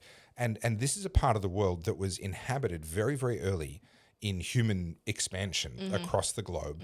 And these families settled on this land and it's like, well, this is ours now. Yeah. And ain't nobody telling them otherwise. And so what we've done as Westerners is we've come in and said, oh, well, we're just going to join you up politically to this group of people. Yeah. Well, who do they hate the most? Their neighbours mostly, right? Yeah. That's the people they have the most beef with. Who have we just forced them to sit in parliament with? Their neighbours mostly. Yeah. And when one group gets power, they use that as leverage over all of the others. Yeah. And we see, and sure, the group in power can change, but the problem is we've created a world for them where one group will rule over the others. And we've created a cocktail that is just condemned to perpetual conflict. Yeah, I think so as well. But the last thing I want to end on, because I think that's enough about Iran and the Middle East, but do you remember this story? I briefly mentioned it before. The death of yes, Maha yeah. Amini. So she's the young woman who was protesting the hijab. Yep. And she was basically killed by morality police. Yep. And I think for approximately 22 seconds, the Western world was up in arms about this, and it was everywhere over social media. No one talks about this now. Yeah. And it is gobsmacking. I literally, my brain was ticking and I couldn't find a word. Gobsmacking doesn't even begin to capture it. To see the likes of Whoopi Goldberg sitting there trying to imply... Whoopi Goldberg that has a net worth of $30 million, mind you. But even put that aside, how anybody with two brain cells to rub together can sit there and try and defend Iran on any kind of a moral basis, on any kind of a comparative basis, on really any kind of a basis. And I'm not saying we should go and invade. I'm not saying that we should do Western-led regime change. I'm saying the opposite. But more than one thing can be true at a time. It's true that we should not go in there and spend our blood and treasure. It's also true that the Iranian regime is awful, and the sooner they can get torn down by the Iranian people and replaced with something that looks more like what they had pre-1956, whatever it was, when the CIA-led coup happened, the better. Yeah. Even pre-1979, before the Ayatollah came in. Let's get them back to that. Yeah. I just think... do you know what? I said this on the podcast on Monday when we did the live. When we were talking about Australian things, it was so nice to see Aussies just coming together, and like our chat was going off and everyone was like really invested talking about Australian issues. The second it came across to Iran, Trump, that's when we saw even our audience got divided. And it's frustrating to me because, like, not to say that it doesn't matter. When I say I don't care, I'm not saying that I'm callous and I don't have any empathy. I can express empathy, but I don't care because we have to focus on what we can control here. Correct. And every time there is some conflict or some issue in the Middle East, the entire conversation shifts over there. We have absolutely nothing that we can do. We're never going to fix it. And the more we meddle, the more of our own taxpayer money that we waste, the more of our own time we waste, whilst our own country is suffering. So when I say I don't care, that's what I mean. Like, let them just figure it out themselves. Like, just leave them. And speaking of which, what's the next subject? Yeah. Okay. Next topic. Let's palate cleanse because that was a rough one. All right. A bit of squeeze a lemon, suck on a lemon for a while. Is that what we're doing? Let's go to old mate Pursudo. I know it's Pursudo, good old Pursudo. but I call him Pursudo. Prosciutto. So bring us up to speed. Okay, well, I released a video on this. So he secured a $1.55 million loan funded by the Liberal Party themselves. Now, this strikes me as a terrible, terrible, terrible mistake on the part of the Liberal Party. They should have gifted him $1.5 million and told him to fuck right off. And once he was finished fucking off, fuck off some more. He is toxic. Yeah. And he's going to cost them, in the party, he will cost them way more than $1.5 million. Now, there are questions around the legality of this. And in fact, the news has recently broken that there is a legal challenge coming. There is a split now happening within the Liberal Party itself, and some people are saying, no, we're going to take this to the Supreme Court because we don't think you can legally use the funds of, here we go, that you can legally use members' funds in order to loan it out in this way. I can't comment on the legality of that or otherwise. I will say that I think it's exceptionally poor form that they even tried. Yeah. And I think what they've done is there's an awful lot of Liberal Party members who have been hanging on for dear life going, I wish this party would get its act together, but I'm just going to keep supporting, for whom this will be the last straw. They're going to sit there and go, no, if you're going to use my members' money like that, I'm not renewing. Yep. There'll be many donors who will not donate in the coming election campaign. And the reason I say this with quite some confidence is because we know that Pursudo went to those donors to try and get money from them first. They held, a public GoFundMe to which any of the members could have donated as well. And neither of those things was enough to solve his problem. Yeah. So those people had already been asked, and at the first time of asking said, we don't care about this issue enough to put our money behind. Now they're finding that the party they donate to has seen fit to take the money they donated and use it for a cause that they themselves had said, hey, I'm not going to give you my money. Yeah. So we can say with confidence, this is going to piss a lot of people off. Can I just say, like, if you want to show potential voters and your constituents that you are a good opposition and you are a good choice to lead Victoria back from the hell that we're currently living through, the worst thing you could do is to single out one of your female MPs, start a case against her calling her a neo-Nazi or a sympathiser, double down, even though it was proven that you were incorrect. You expel her from your party. She sits on the bench. You turn people against her. Then it gets proved that you defame her. And then you bail out the little dweeb that has gone above and beyond to just prove that he is beyond. This suddenly made more sense to me once I understood a bit more about the little dweeb. So he came into Parliament in 2010. He won his seat, the seat of Hawthorne. He inherited it from Ted Baillieu, the failed Premier, Didn't he get parachuted into Shadow Attorney General as well? He got parachuted instantly into the Shadow Attorney General position. Now, normally you have to earn a ministerial position, especially a senior one like Attorney General, Minister for Police, Treasurer. These ones are pretty prized, and they are viewed as a pathway to being the Premier. So what I believe happened here was he didn't just come into the Liberal Party, he came in with friends in high places and he was already handpicked. This guy is a future Premier. We're going to win and get power and he's going to be the Premier of Victoria someday. So he had a bunch of power brokers, I call them the old boys club, on his side. He has lived a sufficiently charmed life, in my opinion, that he thought that he could kind of do no wrong, that old boys club was such a impenetrable fortress around him that he could just bully his way through anything and it would always work out for him in the end. He got parachuted into that ministerial position. He then lost his seat at the following election. Now, this is a seat that they had not lost since 1955. It was a proper blue chip Liberal seat. It was a proper blue chip Liberal seat. They had not lost that seat since 1955. When Ted Baillieu won it, he won it with 2/3 of the votes. That was his two-party preferred, was 2/3 of the votes, but he got more than half the votes in outright first preference. Then when he was given it, he then won it with something like 59%, so still a commanding lead. The very next election, he lost it. So in 4 years... He's deeply, deeply unlikable. He is a deeply dislikable man, and he just has friends in high places. So then you would think at that point, okay, well, your political career is probably done. 4 years later, somehow he gets pre-selected to run again in the seat that he lost at the previous election. Now, this time, to his credit, he wins. It's 2.something% swing in his direction. He manages to pick up that seat, and he is basically immediately putting his hand up to say, I should be the leader of this party. This is a one-trick pony, a one-term politician who was disastrous in that term, who has barely sat on a committee, who's had one ministerial position that he was parachuted into despite not having the experience for the job. And now he thinks he can be the party leader. And then, thanks to his friends in high places, in my opinion, the power brokers that put him in the first place, he wins that ballot against Brad Button, and now the rest is history. I have a couple of issues with this, right? So firstly, Pursudo was found guilty of defamation of a fellow colleague, let alone a female colleague.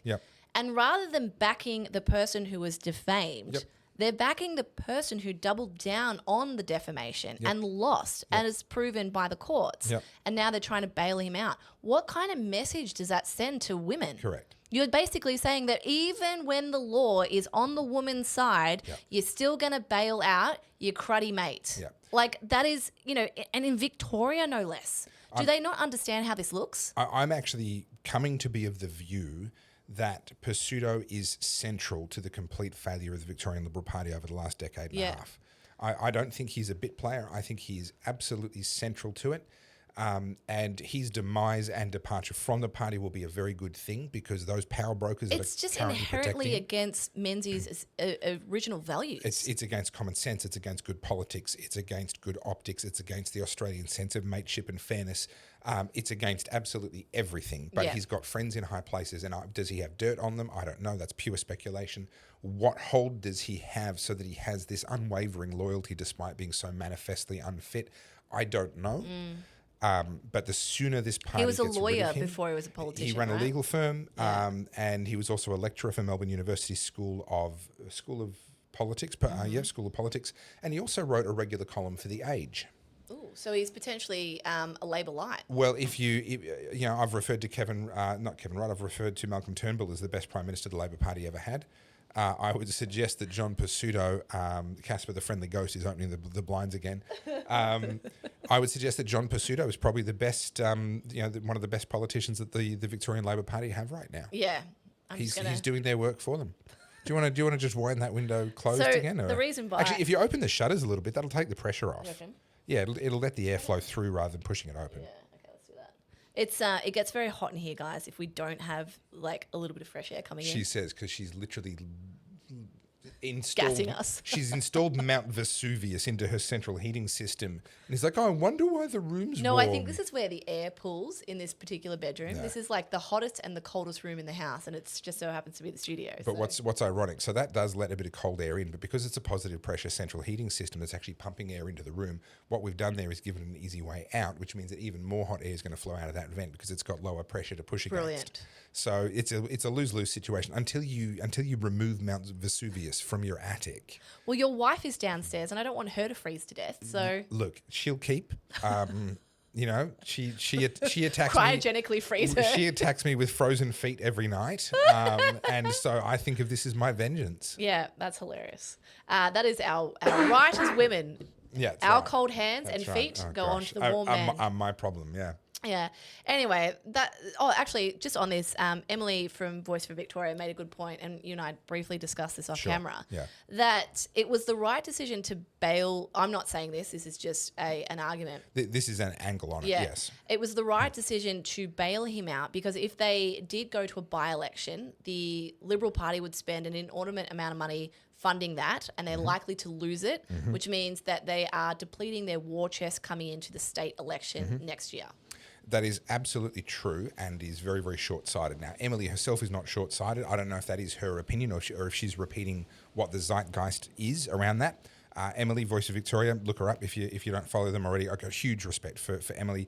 She's a wonderful analyst, but I think that is one of the symptoms of politics. If that's the view that's being taken, is this kind of short-sighted thinking, what is convenient, what is tactical, rather than what is strategic, right? Yes, tactically, you're going to drain the war chest. Now, I would suggest that what they should actually do is throw in the towel on Hawthorn in the by-election and not actually spend the money trying to keep it because there's no point. What do they lose? It's not like they're holding on to power by one seat. They're going to lose government if they lose Hawthorn. None of that's going to happen. Let it go. Let the new member or the new opposition, because they're going to lose it to Labor, but let the new opposition, the new candidate, the new person pre-selected by the Liberal Party have a year or a year and a half of clear run to build up community bonds and then actually fight it when the statewide election comes around. Yeah. This short-sighted thinking, we can't lose that seat at all. Sorry, you've lost it. And now they're going to loan $1.5 million to Pursudo, which may get blocked in court. I don't know. That's going to cost them a fortune in donations. Yep. There's going to be a huge number of volunteers that will not volunteer for them this time around. If the Pursudo name is associated with them anywhere in their party, they've just put off a huge proportion of their volunteers, their donors, and their big money supporters. So he's going to cost them more than that anyway. And then if he's on the ballot in Hawthorn, I promise you he's not going to win. Yeah. I promise you he will lose to whoever the Labor candidate is. And more than that, they will have volunteers boycotting that seat. They will have donors specifically reaching out to them and saying, I am not donating to you because you are running Pursudo in Hawthorn. Yeah. They will spend more money than ever before on that seat and lose it anyway. Yeah. I just think this sets a terrible precedent. It sends a terrible message to young voters as well that, as I've said multiple times, I'm not a feminist, but I can see the way this will be chewed out by the left. It looks so bad. But no, hang on. It doesn't just look bad. It is. Yeah. shocking. Yeah, it's I'm terrible. definitely not a feminist. I am offended Yeah. that a man in a position of power would think that he could do that to a younger colleague in a lesser privileged, less powerful position. The fact that it's a woman makes it even worse, but the fact that he would do that even if it was a man is frankly disgusting. And even when proven that he did the wrong thing, he doubled down and now he's begging for money. I'm just like, the whole thing is so insidious. It's gross. Yeah. And when you say the backers, like I'm assuming you mean Jeff Kennett and the power brokers behind the party. No, but the big in every political party, there's faceless men, there's power brokers. They have candidates and people that they've brought in, gotten pre-selection for, and they're all fighting their own little factional battles within the parties. The parties are not united. If you think the politics between political parties is bad, wait till you see the politics within political parties. It's horrific. And so all these power brokers are sitting there and they're jockeying for position and they're doing behind the scenes negotiations. Every time there's a cabinet reshuffle or any of these sorts of things, it's like, well, hang on, you haven't promoted any of my MPs up into a senior cabinet position. I backed you to become the leader of the party and you said you were going to give me this. I'll scratch my back, you scratch yours. That's not happening between the politicians. That's happening between the power brokers. Think of it almost like agents for high profile media personalities or musicians or dancers or what have you. They're all jockeying and building their own empires as well. And that's happening in politics too. So those people are all jockeying for position. And I tell you what, whoever the power broker is behind Pursudo clearly had a lot of influence or Pursudo had a lot of hold over them. One could go either way. And I would suggest that power broker is in pretty dire straits now too, because once Pursudo is ousted from the party, I think their power within the party is going to be broken for a very long time. The whole thing just makes me so mad because, you know, we've got an election to win. Not that I am particularly fond of the Liberal Party, but anything but Labor, man. Honestly, if Jacinta Allen gets in, I mean, I've been saying for a while that Victoria is the California of Australia, but if Jacinta Allen gets in at the next state election, honestly, you guys have to go through 40 years of pain before you're coming out of this. The worst thing is, I actually think she's still going to win. Not because anyone particularly likes her, just because the Liberal Party is just... Where are they? They're floppy fish. Yep. Where are they? Even on these small issues, like, you know, you had the one opportunity to do the right thing and you're still fumbling it. You know, even now with, like, you know, all of these issues are being handed to Brad Batten on a silver platter. Yep. The youth crime, the crime statistics, you know. And you can barely lay a glove on them. Now, Brad, to his credit, unlike Pursudo, has earned his way through. He did lots of committee positions, which is how you learn the ropes. Then he did lots of ministerial positions, starting with the junior ministerial positions and working his way through. He earned his way to party leader. But unfortunately, the realities of politics being what they are, as I talk about in my book, Good People Break Bad Laws, over my shoulder here when it cuts to the shot of me, the perverse incentives of politics means that the best very rarely survive long enough to rise to the top. What we're seeing here is a man who seems captured by his own need to be liked, and something has a hold over this party because he comes out saying, oh yes, we've agreed that we're going to support Pursudo and give him this loan, blah, blah, blah. And you just look at him and contrast his body language and his tone and how he comes across with Trump talking about Israel and Iran. Right? Trump talking about Israel and Iran, he's telling you what he really thinks. Brad Batten, I don't believe he is. Not even close. He's saying what he's been told he needs to say by the party power brokers. And that is not how you win. Yeah. The whole thing is so infuriating that I'm going to change the topic because I'm done. Right. Now on to much more pressing and important news. Ooh. Let's have a look at this. This is JoJo Siwa, who literally 10 minutes ago I had no idea who this person was. Yeah. So I'd heard the name before. I kind of have heard the name, but I don't know why she's currently being discussed at the level she is. So she's sort Feel of, free to fill me in. She's B-grade celebrity sort of status. I mean, she's done well. She's had a successful career. She's done well for herself. She was on Dance Mums. She was a young child star. Oh, that's right. And she's come of age. Yes. And when she came of age, I only know this because I've since Googled it.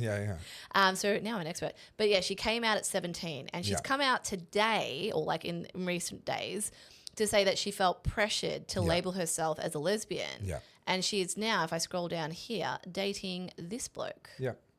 And she looks very happy. And it's cute. Like, good on her. I don't know how old she is. I think she's like 20 or something. I don't know. But like, how cute. She's found love. Like, this is amazing. But back to this article. Yeah, so the reason why this has made the news is because there's been for a very long time It's a fracture away from the ideology of LGBT. Correct, and there's been a contention for a long time that actually a lot of these kids this isn't an expression of themselves. This isn't coming organically from them. This is essentially predatory parents or agents, or there's lots of people with vested financial interest in up and coming stars being neurodivergent or LGBTQ, etc. There's a lot of money to be made because it gets them back in their headlines. It gives all the entertainment rags another reason to write about them. It gives them some edge in their public perception.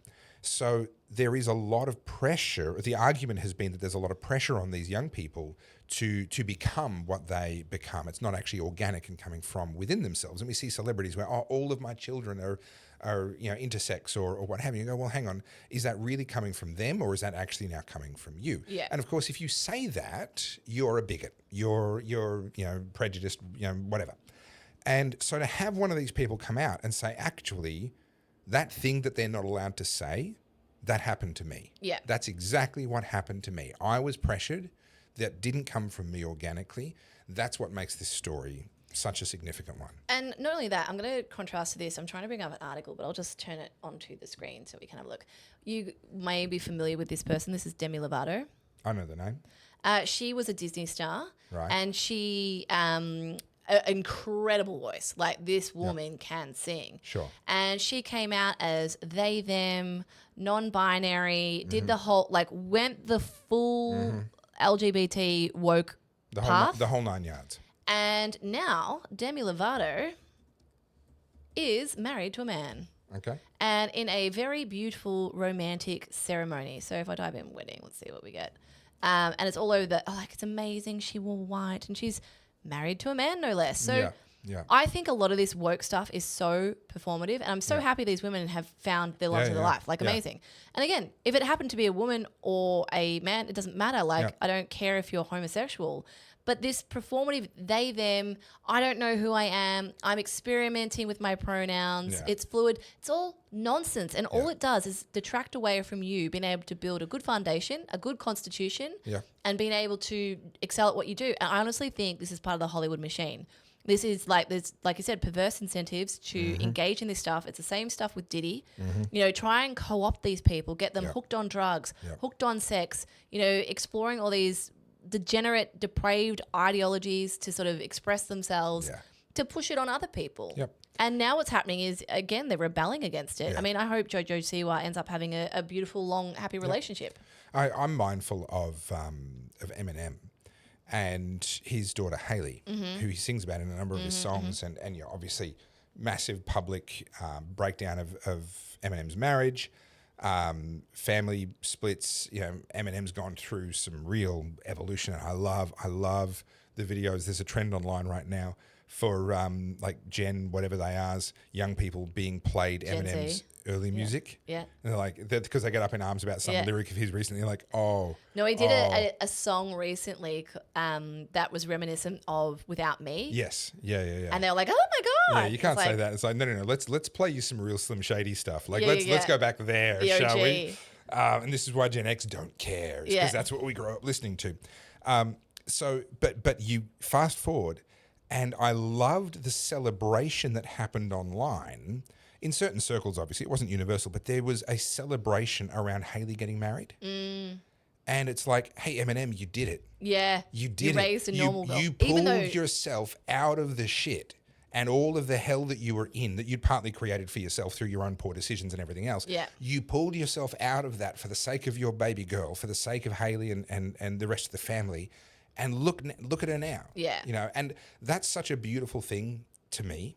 And I think stories like this of people going, actually, I reject your definition of who I am, and I'm recognizing that I am this, and I think is a beautiful thing, because that's what the whole LGBT sort of community, and particularly the transgender community, has been built on, this idea of I'm going to tell you who I am. Why can't you just accept me for who I am?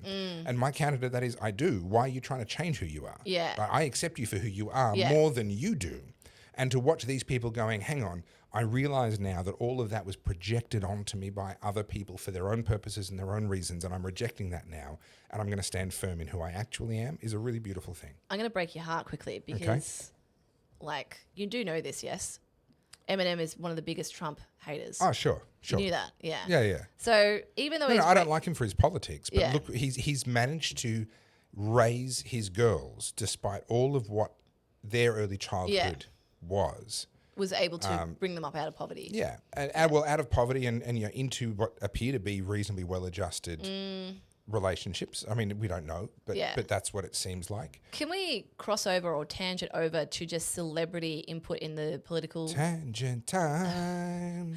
Like, you know, we've talked about this before, particularly around the Trump election, how celebrities weigh in and they believe that their audience should then subscribe to any of their political views. Yeah.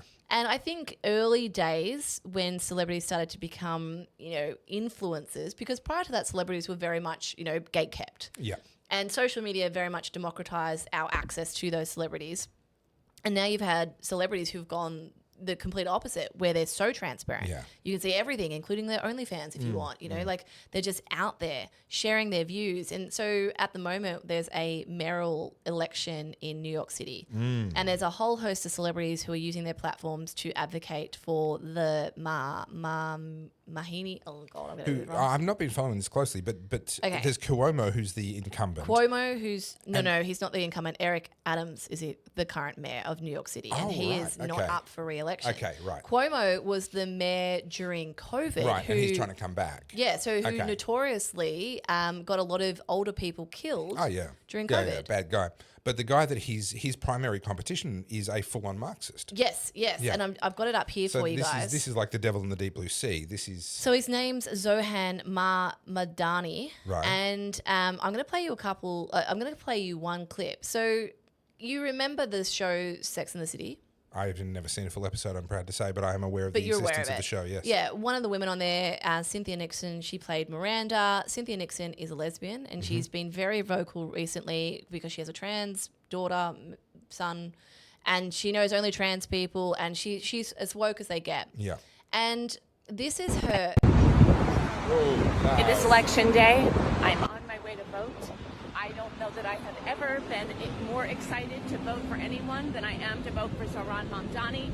I've got my button. I've got my Don't Rank Cuomo t-shirt that I haven't hidden because I'm going to a polling site. Zoran 1, Brad 2, Adrian 3, Stringer 4, Michael Blake 5. And whatever you do, don't rank Cuomo. I won't play the rest of it. Interesting. So they must have a preferential system in that particular... It's a primary. Okay, gotcha. Yeah. And so you got there's a whole host of celebrities who are coming out and basically getting behind this guy who's a full-blown socialist. Yeah. And what frustrates me, I mean, if you look at Cynthia Nixon, she's a bit older. I think she's in her 60s. Yeah. Like liberalism and wokeism really deteriorates the way they physically present. Like, I'm not saying she's unattractive. I'm not at all. I mean, she looks weathered. She looks like she's going through it. She doesn't look healthy. My favourite one is when someone took a picture of Nigella Lawson when she was in her early 50s and some particularly famous vegan activist when she was also in her early 50s and put them up side by side. And there's Nigella Lawson, celebrity chef, eat fat, eat well, looks glorious, like fabulous looking woman. And there's this, and obviously they'd picked it for maximum contrast, but you would not have wanted to be or to be with the vegan activist over the person that eats the fat and carries a bit of extra body weight and all of that. They look desperately unhappy. Yeah. And the worst thing is, there's a lot of young people are truly co-opted by socialism. Yeah. And I get it. They're going through a cost of living crisis. They haven't really known tough times. So in their reality, it is very tough. This is the worst thing ever, yeah. And so many of them are embracing socialism to the point where I do think a lot of Gen Z, I know there's a split there, but a lot of them are absolutely enamored with Marx, with socialism, That's been the case for a while, though. That's not new. There is the expression. I disagree with it, but there's the expression: if you're not a leftist when you're young, you have no heart. But if you're still everyone attributes that to Churchill, don't they? Oh yeah, I don't actually think it was Churchill. Yeah, I don't think so. If you're still a leftist when you're old, you have no brains. And there is some truth to that. Many people who are Marxists when they're younger grow up and they get their first paycheck and they go, hang on, why is there all this tax being taken out of it? Or they try to run a business and they go, hang on, why am I being hemmed in on every side by bureaucrats who've never run anything in their life? So life experience trains a lot of people out of that. But also what they're being told right now is an outright lie, which is that the system we have right now is capitalism. And so the failure of this system is proof of a failure of capitalism. No, the system we have right now is corporatism, which is akin to fascism. which is essentially the close cousin of Marxism. They've got the closest thing to Marxism right now that we've ever had in the Western world. And that's why things are crumbling. It's not the solution, it's actually the problem. Well, this is a bit scary because he has now come out and won the primary. So this is for the Democrats. So this is who they're putting up against. And so Cuomo has lost his comeback dreams. And now we have a true Marxist up for election for New York mayor. Yeah, well, New York's going to go the way of London. A very, very, very, very similar path now for them. And honestly, I couldn't happen to a nicer city. I just don't care. It's a little bit like Melbourne. I'm kind of like, I'm sorry, guys. New York City, aside from political, New York City is a cool place. Oh, I sure. love Fitzroy's New a York. cool place. Yeah. But the idiots are destroying themselves and their future, and I'm not going to go down the drain with them. No. But yeah, so there you go. I just feel like this is where I go full-blown accelerationist. It just needs to happen. Just let it happen. Let it burn. Accelerationist let's add a sprinkling of separationist to say, right, we're going to have a parallel economy where we don't have to suffer along with them. And that's really what I'm focused on. Where I am now, I've gotten out of Victoria and I'm building deeper connections with the community around me. I'm very, very blessed. There are wonderful, wonderful people up there. And by being friends with them, by building a community, by employing them, whenever I have a need, whenever I need to pay for something to get done, the first thing I do is go, okay, is there a way I can spend this money with one of the people that are a part of that community? Yeah. Can I keep that money within us as a community? This is how Italians and Greeks and other ethnic communities, Vietnamese, etc., have arrived in Australia and gotten so wealthy so quickly, a combination of very hard work, but then spending their money with each other first, and only spending their money with an outsider if they can't spend that particular money inside their group.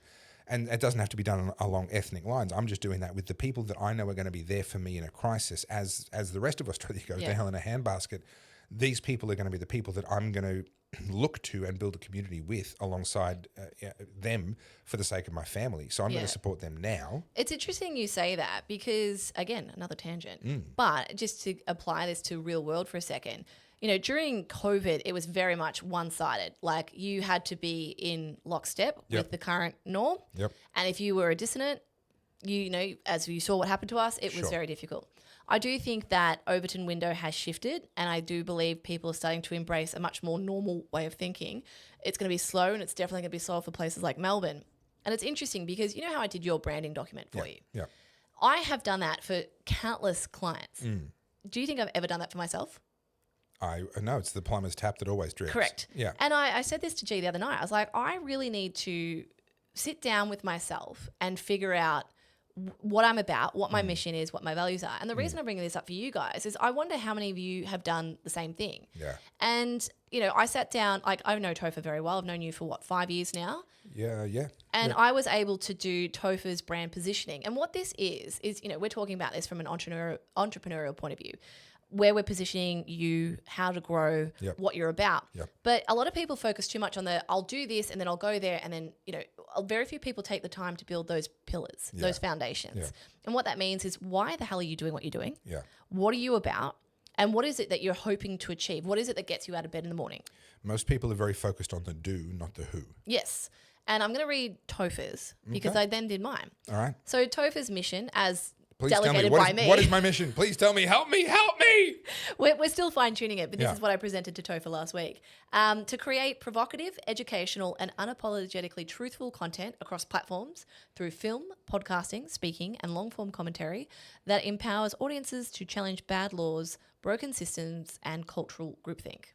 Now, we're going to probably refine that There's some a little refinement bit. there, yeah. But that's sort of how I sum Broadly you up. speaking, it's pretty close to the mark for a first shot. Yeah, and then we said your purpose. I may as well share this with people so you guys can see what I'm looking at. Because it's so pretty. It is pretty. Look at that face. And then, your purpose to help people reclaim their individual agency, challenge authority and intelligence, and make informed, courageous decisions, especially when systems fail them. Now, the reason I wanted to show you these is because I wonder how many of you guys have truly sat down with yourself and asked what your purpose is, what your vision is, what your values are. Do you realize you're going to give a lot of people an existential crisis? Yeah.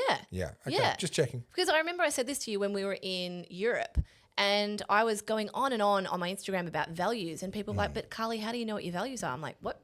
Yeah. What do you mean? What? Yeah. And you built a workshop out of I did. I built a Yeah. workshop Yeah. and I made it super cheap. It was like $25 and I was like, guys, I wasn't aware how few of you had considered this before. Yeah. And we sat there for about 2 hours and I showed them like some frameworks on how to figure out what your values are. And I think that the more we can empower people to look at this and to think about what is it? Because moving on in the next 5 to 10 years, I do think that it's going to be divided longer than we want. Yeah. I don't think we're going to see this sudden, like everyone figures it out and we're all back together again. Yeah. I do think we're going to see that, that duality there and where we're going to have those two different There's systems. no Hollywood ending coming. Yeah. No. Those parallel economies, I think they'll only become more ingrained because people will just simply vote with their dollar. I don't want to support you. Yeah. Therefore, I won't shop with you. I will find someone who aligns with me. Yeah. And, for the first 5 years post-COVID, I have been basically shuttered out from my community, from my industry because I'm not, aligned with woke. That is shifting very slowly. And then I realized that, I imagine there's quite a few creatives out there who aren't aligned with that, but they go along with it because they feel they have to. Yeah. And so I think now is the time to sort of talk more with ourselves, our family, our friends about what it is that we do value, what are our visions for the future, and what are the reasons that we do things. And so I actually had to sit down with myself and ask myself this. So I did my own.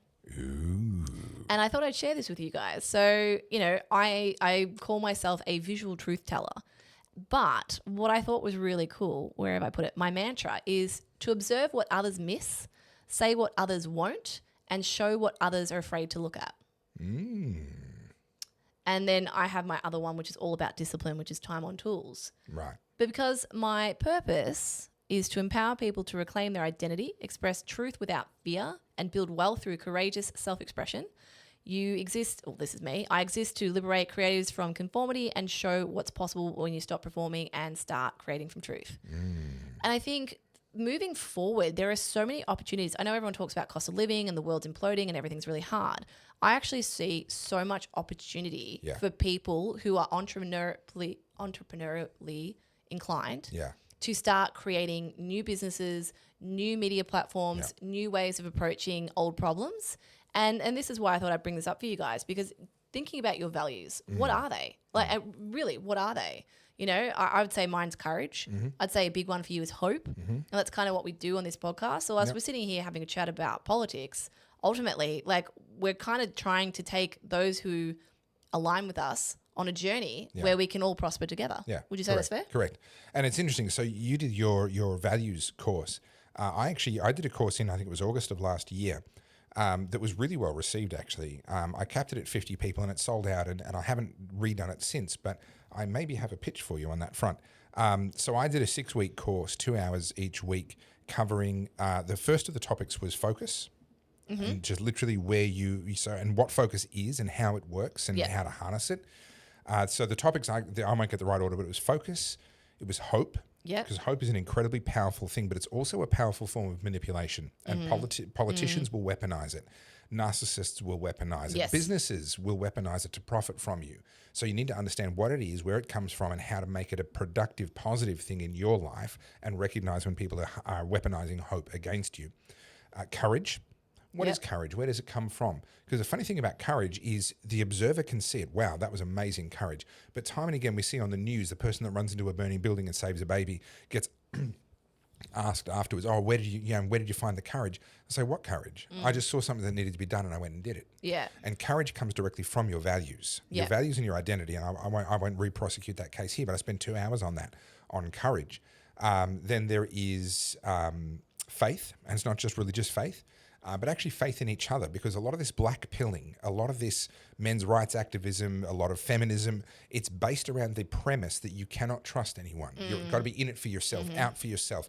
Well, actually, history says that we've been gifted an enormous amount by previous generations that worked selflessly and left a heritage for us. We are surrounded by people who either for their own benefit and profit, which is a legitimate thing, that's not a bad thing, but also some people purely selflessly are building us up and making our lives better all day long. Yeah. We ought to have an enormous amount of faith in each other and faith in the future, and also faith in ourselves. And so I talk about that in week 5. So focus, hope, courage, faith. There's another one in there. And then I finish in week 6 on community and talking about this building of that community that's going to carry us through the times ahead. And my thought for you and my question for our viewers, we're far enough in, we're an hour and 44 minutes in, so only the serious, only the committed is still listening. If I were to suggest to Carly that she and I team up on a redevelopment of that course, bringing in your values course, and so we can dive deeper into that and we can cover these topics, because I know you've got things to say about all of those topics as well. And I think between the two of us, we can give a more complete perspective. It'd probably need to be a longer course because we're going to have a lot to say. Is that something that would be of interest to you or to you? Yeah. I've actually just brought this up. This is very brief overview, but this is my values course. Okay, yep. And just the slides from it. And what I went through is like, why are these important? Well, your values are basically the foundation for all your decisions moving forward. Correct. The way you show up. And you have them whether you know you do or not. Yeah. And this is something like, I did this, like I said, in I think 2023. So it was a couple of years ago. And I was honestly shocked. I think I've had over 150 people in the thing. It was a lot. And, a lot of people like, I hadn't really thought about this from my own perspective. A lot of people think about it from a business perspective. Yep. But when it comes to your own constitution, I think few of us sit there and go, well, hang on a minute. How do I really feel? Yeah. And I know COVID was a real reckoning moment with the people, like things cracked open. Yes. But now that the things have cracked open, you're more aware, you're more thoughtful, you're thinking about things, you're having conversations, great. Yeah. I do think it's really easy to get co-opted by the Black Pill movement because they're very vocal and they which is the peddle weirdest fear. thing. A group that says there's nothing you can do, why would they evangelize? Why would they care? Why would they try and bring you over to their worldview? They are the last people that should be bothering. Yeah. And yet they do, which tells you there's something very broken about the Black Pill. 100%. And I mean, at the end of the day, when people are like, oh, Carly, like nuclear war, I'm like, dude, come on, wind it back. Do you really think we're about to have a nuclear war? Oh, but no, come on. Yeah. And this is what I mean. You will not be a victim or easy prey for these people if you have these values. And I just thought I'd pop these up on the screen. I mean, this is just a handful of them. You guys can pick your own. Yeah. But a lot of this, I don't think people realize why they're motivated to make the choices they are, why you're even watching this podcast. Are you watching this podcast because you're curious or because you want to be around like-minded people who say what you're thinking? Or because you've been captured by a particularly vicious enemy that is torturing you by putting the Oddcast on repeat. Yeah, wow. That could be happening too. Oh, imagine if someone did that coming forward. That'd be awful. Now, can I build off this though? Yes, because, please do. The values are incredibly important. But you've also got, around the values, you've got to build the kind of person that actually acts on their values, because the sorriest person of all is the person that has their values, sees their values being violated, but has an identity of cowardice or an identity of being disempowered, and therefore they do nothing. And I'm glad you say that because I address that. Excellent. Okay, yeah, good. So you and I need to team up. Yeah. I think this was done when I was in Europe, because I was like, and I literally did this at the airport because I just had a lot of people ask me things. I was like, I'll just put this together really quick. Yeah. I didn't really think a lot of it. But I do think that there is a real desire there for people just to sort of just put pause on everything. And I say this like to you guys watching, just literally hit pause for a second, because life is just moving at warp speed and it will continue to, and you're only getting older. Yeah. Just hit pause and reassess where you're at. Why are you making the decisions that you are? Are they fear-based? Because if they're fear-based, you're not in control. Yeah. You're under someone's control. Yeah. Particularly when it comes to speaking up. I talk about speaking up regularly, particularly on my Instagram. I don't necessarily mean you need to be out there with a pitchfork or become an activist. Yep. What I mean is just every now and then when it's required, just to go, no, boundary, calling you out on that. And I know a lot of people are like, oh, I wish I could speak like you. I'm like, but you can. This is a learned skill. This is a muscle you need to use. Otherwise, it atrophies. Yeah. And, I just think that there's not enough discussion about this. And not everyone needs the vocal skill to become a spokesperson in public, but every single one of us needs the skills to be able to enforce boundaries in our private lives, our personal lives, our business lives, to know what makes us tick, why it makes us tick, why we care about it, and then to be able to enforce those things and actually make sure that follows through into action in the real world. And what COVID has done, the silver lining of COVID, is that it's made a lot of people realize that they hadn't thought through these things. Why did some people show courage and other people did not? Why did some people see it one way and other people saw it another way? Why do some people have courage in one moment or in one context but not in another? Actually, when you understand values, it all makes sense. It all falls into place. That really is the foundational building block on top of which everything else can then be constructed. Yeah. And this document that I put together for you, the second part of it, I'll be presenting to you on Friday. Oh, excellent. There's a lot in it, and it's just essentially a bit of a roadmap for where we all want to go. And if you guys haven't done this before, if you guys want this as a resource, I'm happy to share like a bit of a blueprint on how you do it, or you can pay me lots of money and I'll do it for you. That's right. But yeah, I think it's really important because I see this with the left. I mean, it's really easy to like look at other people and make those opinions or those judgments, but what I see is someone posts something on social media and immediately everyone starts flapping their wings. Oh my God. Blah, blah, blah. And I saw this is the second Trump sent bombs over to Iran. It was just like overnight hysteria. Yeah. And I just imagine that that's a very hard way to live your life, that you are so susceptible to whatever news is currently breaking. Reactive.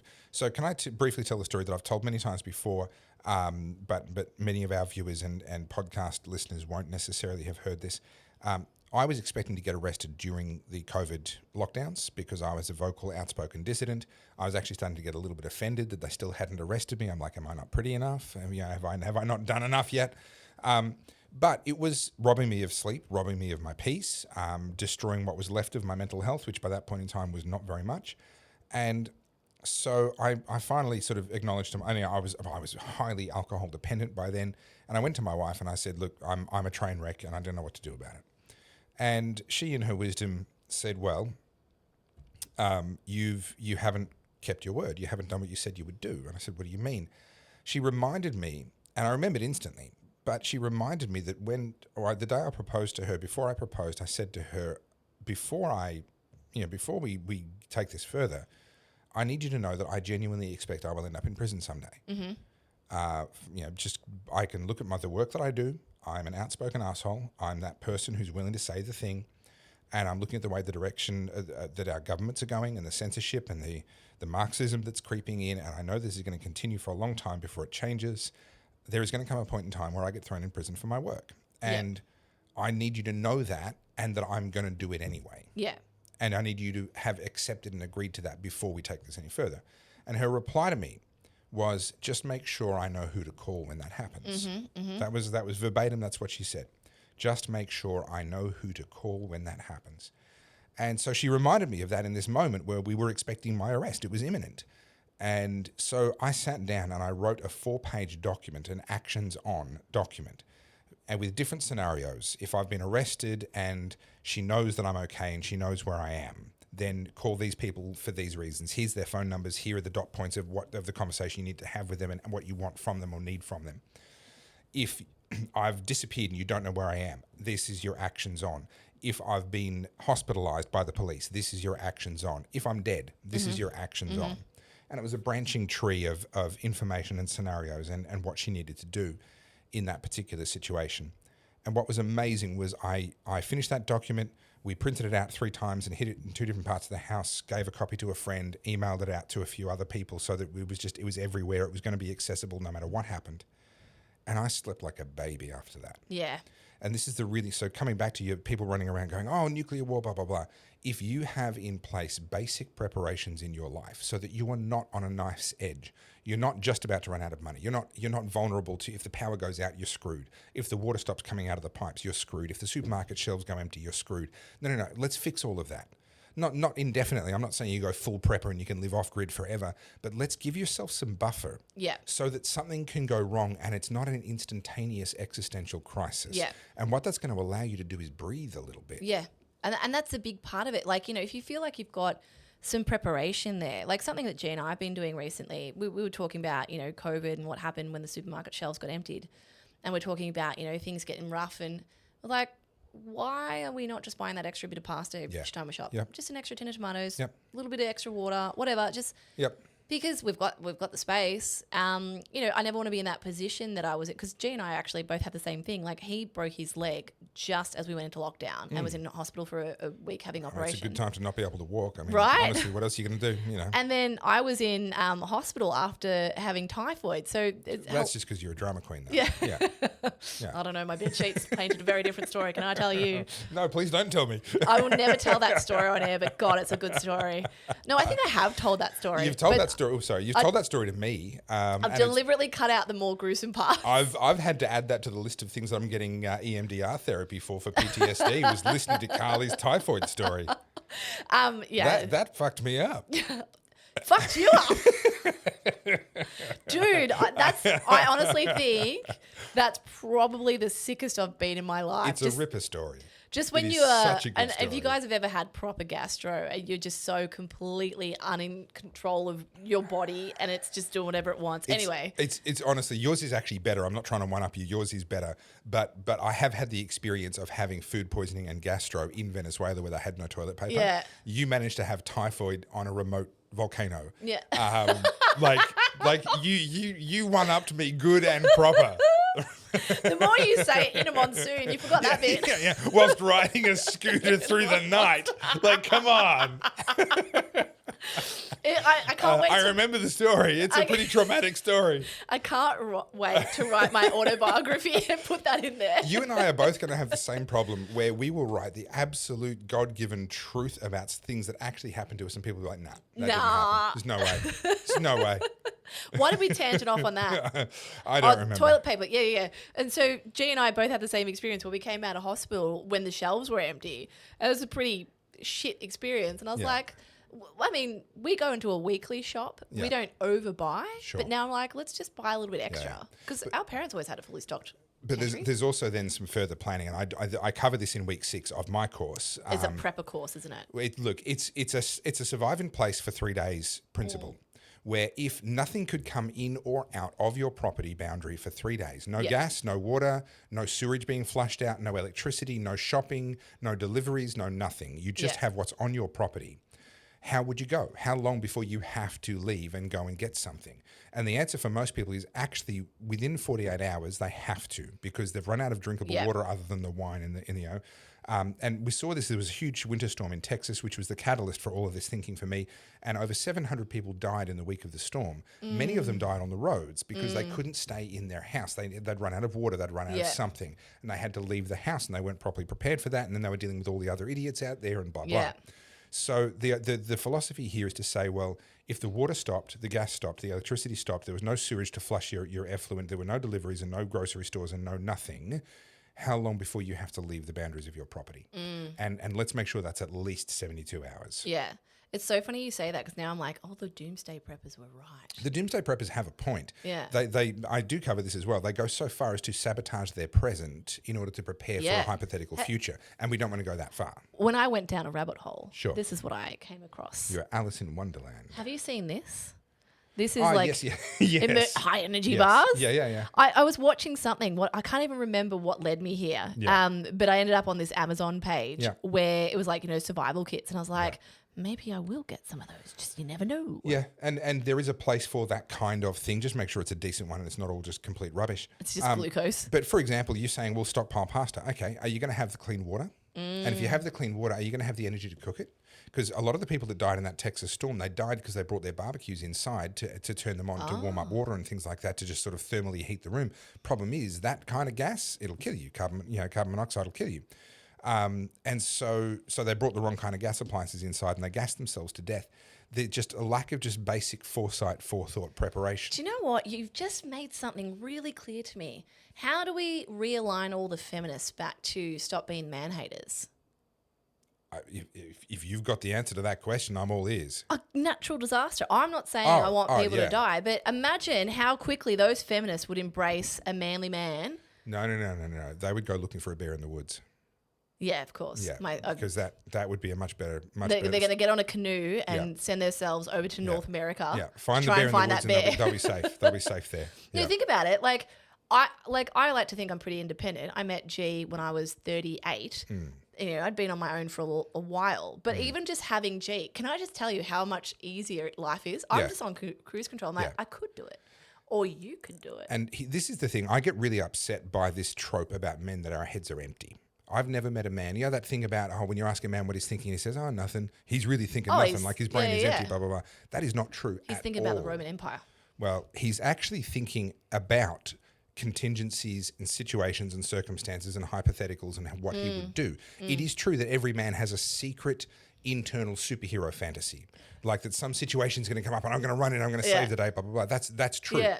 But the positive side of that, and I don't think that's a particularly negative thing to begin with, but the positive side of that is that we already know, at least in general terms, what we would do in X, Y, or Z situation. And so when something happens and people go, oh, wow, you were able to respond really quickly to that. Yeah. So, well, yeah, because I've thought about it before. Why have you thought about that before? I don't know. That's where my brain goes. Yeah. Right? Yeah. That's when I'm doing nothing. And you know, and you can't answer the question of, you know, your wife comes in and goes, huh, what are you thinking about? I'm thinking about what would happen if the house started burning down when Flossie was actually on the potty in the position where we've put it right now. And if I was downstairs in my studio, what would I do? Yeah. Right? I can't answer. Oh, nothing. Yeah. Nothing. Right, Yeah. nothing. It's just easier. Yeah. It's, yeah. And so men actually, inherently, we are wired to want to be that hero. We're wired to want to be the solution provider in a crisis. And harnessed in the right way, that's a really, really positive thing. And one of the things that we need to be talking about is, what do you do when all the mod cons and the conveniences are at the very least temporarily interrupted? It doesn't have to be a zombie apocalypse Even where the a world big is one over. like a flood. You know, I don't think Bayside Melbourne's going to flood easily, but let's say it did. Yeah. Let's say it did. Yeah. You know, you get wiped out and you don't have access to things, or roads get closed. Yeah. Very quickly, most people I know shop at the supermarket either daily or at least like 3 or 4 times a I've week. been that person. To be clear, I've been that. I love the convenience of that. I was that person when I was single because I just didn't need to hold that much food. But now I've completely changed, again, back to my values. I want to be self-sustainable. Yep. And, you know, just little things. And I look at G every now and then, I'm like, I'm going to be fine. I'm good. Yeah. You know? Look, you're right. Feminism would disappear pretty much overnight if the grid went down permanently. Which brings me to this great segue, just to make things dark again, because I like to take you guys on a roller coaster. We're up, and then we're down, and then we're up. So we're going to go down again. Oh, love it. You yesterday put up a video about the male loneliness epidemic. Oh, yes. Yes. So if you guys haven't watched it, go watch that. We won't go into it At here. Topher Field on YouTube. But friend of the show posted this, and I'm going to share it. Can you read that bit down the bottom for me? Okay. Oh, sorry, you can't read it. I'll read it for you. This is why there's a male loneliness epidemic, and also why we must make it worse. Okay. Who do you think may have written such? Well, that would have to be a Clem Ford or some similar. Absolutely Yeah. it was. So this podcast, if you're not familiar, did you see this? It went mega viral for a week. I haven't seen it. So this podcast is called the Pocket Podcast. I'm getting that wrong. Anyway, this is a young kid. He's like 22. He's a baby. And he made this podcast, and basically in this he said that I don't want my partner to feel like she has to work. Like, I've taken care of it. You're good. You know, I want you to go and have a good day so that when I come home from work, you're telling me you had all this amazing stuff to do. Yeah. And of course, all the feminists just chewed this guy out. of You know, course. that's financial abuse. You want women back in the kitchen. This is like Handmaid's Tale stuff. Yeah. And to the point where I'm just like, huh? Yeah. Like, the response to this was just, this is a couple of weeks ago now. Anyway, I made the mistake of just out of curiosity because of the Iran thing. I was like, You read the comments. I just wanted to see what Clem had posted about Iran. Right. And I had nightmare last night about Clem Ford. Oh. She popped up in my dreams. So don't do Yeah, that before bed. No. I was like laying there and G's like, what are you looking at? I'm like, Clem Ford's Instagram. He's like, it was a bad choice. You'd think Clem would have more important things to do than pop up in your dreams, but okay. In my dreams, I did a nice thing to her. I don't know if that was just like something about my character. But Yeah, anyway, dunno. but I just thought this was really interesting because, I mean, like I said, Clem Ford's not necessarily a good section of the market, but she does hold a fair amount of influence, unfortunately, on younger women. The vitriol that comes out of that woman's mouth, like she is a hateful person. Oh, yeah. But this is why we must punish men. This is why we must make it worse. This guy's 22 and you're punishing him. So let's clear something up right now. If your worldview requires you to make an enemy out of half of the globe's population, you're going to have a bad time. Yeah. Right? And that's true whether you're a male or a female. If you were making an enemy out of the opposite sex, you were going to have a bad time. Also, by the way, if you view the opposite sex as being in competition with you, you have already sabotaged any long-term relationship you will ever have. Let me explain. It won't take long.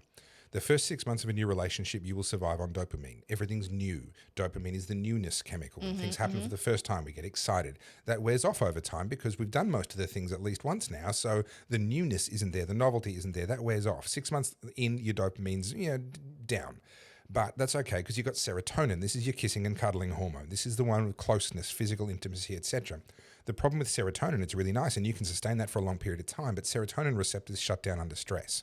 So when you hit a stressful circumstance, financial, a career, health, an argument that seems insurmountable, whatever it may be, stress goes up, cortisol goes up, and your serotonin receptors start to shut down very, very quickly. What do you have left that is going to sustain your relationship? And pretty much every couple is going to hit a moment like this within the first 2 years or so. And if you haven't hit it yet, trust me, sooner or later you will. What sustains you at that point is a third layer of bonding. And it's the bonding of having overcome shared obstacles and having shared triumphs. It's the same bonding that holds together footy players that have won a premiership. It's the same bonding that holds together soldiers who have been in a trench together. It's the shared trauma, the shared trials, and the shared triumphs. That's what the deepest level of bonding is. Here's what feminism does, and also men's rights activism, any of these worldviews that turn you against the opposite sex.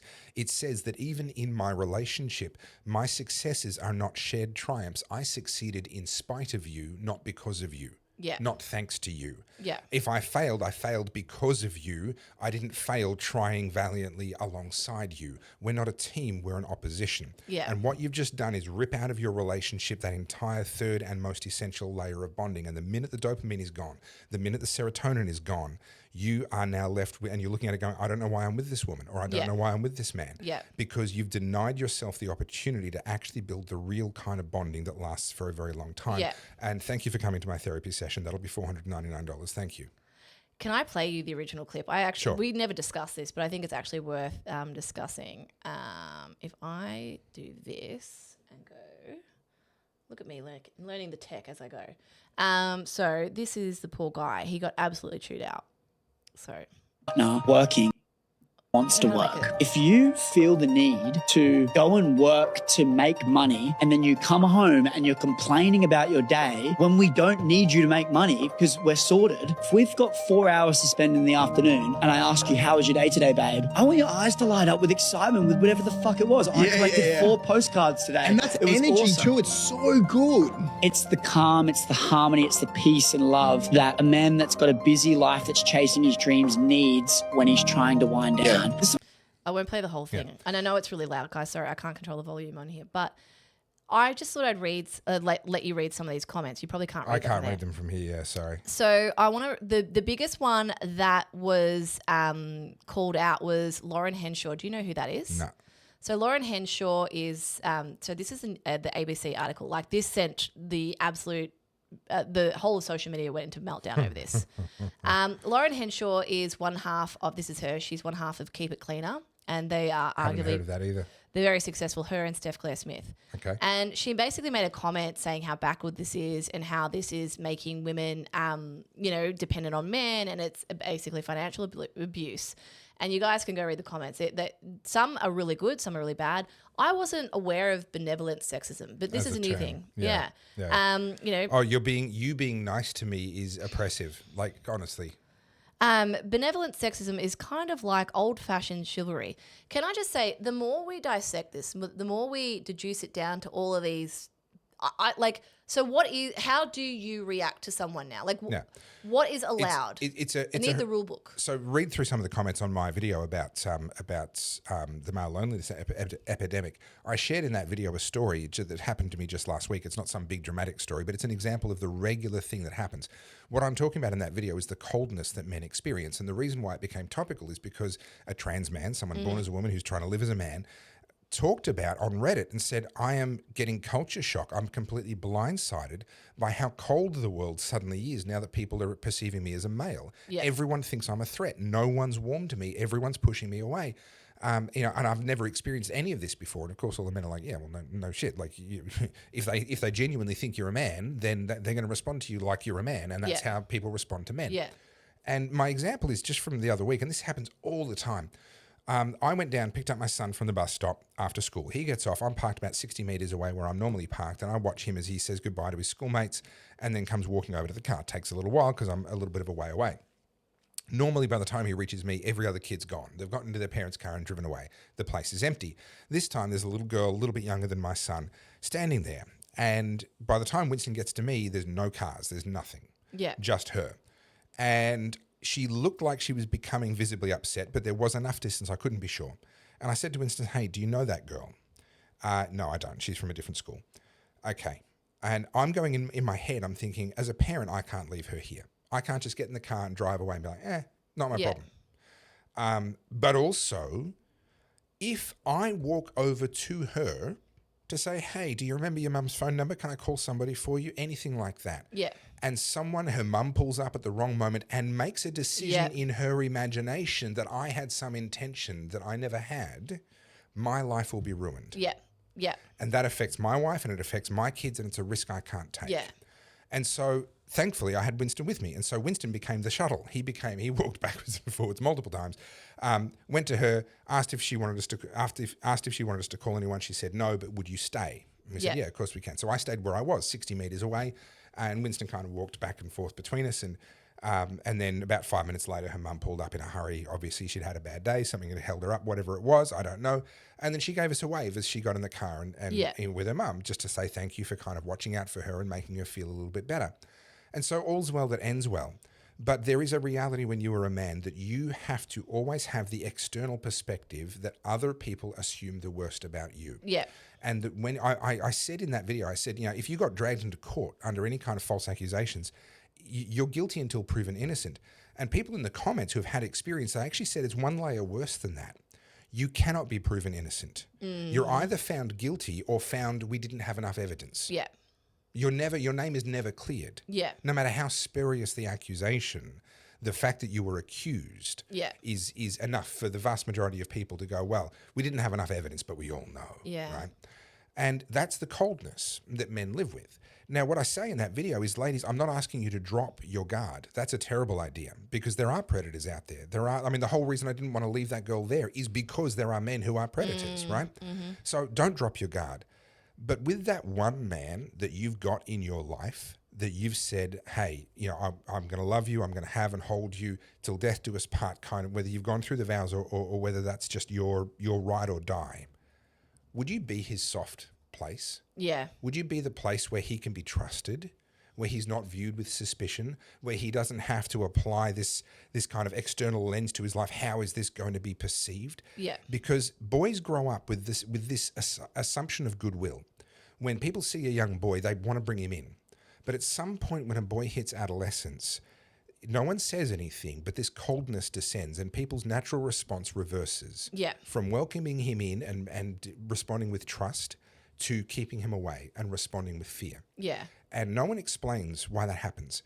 And this is why young men end up so freaking confused. Not only are they going through puberty and all of the changes and all of the physical changes, the biological, the hormonal changes, their whole brain is changing, the way they see the world is changing, all of that. But also, all of a sudden, the world just got cold. Yeah. And no one tells them why. Do you know what frustrates me? I'm going to jump all over the place with this because I didn't think we were going to go here during the podcast. So forgive me, guys. But I just watched a TV show called The Worst Ex Ever. Sure. And there's 4 episodes, but the first one really messed me up. This is about this guy, Ben Foster, who is an absolute demon. The worst types of domestic abuse and prolific, and he did it to multiple women to the point where he almost killed the last one. Wow. And she now has permanent brain damage. Yeah, wow. So people like this exist. Yes. Jeffrey Dahmer's exist. Yes. Serial killers are a real thing. I know that. But what really frustrates me, if this kid is a misogynist, he's backwards thinking, then and he's the same as this guy, then we can no longer have the discussion about this guy if every man's a predator. Correct. And I was just looking at this ABC article, and there's a lot in it. Look how long this article is. It's crazy. And we have a look down here at this graph. So this is the trend of men believing in traditional gender norms. And I know you probably can't see that. I'll put it here so you can see it. Yeah.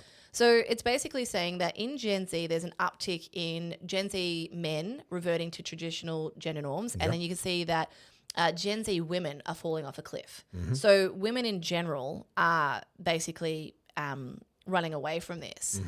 And then it sort of goes into like why. And it says, sorry, if I scroll down to the article down here, it says, so why are men doing this? And it's basically they feel disenfranchised.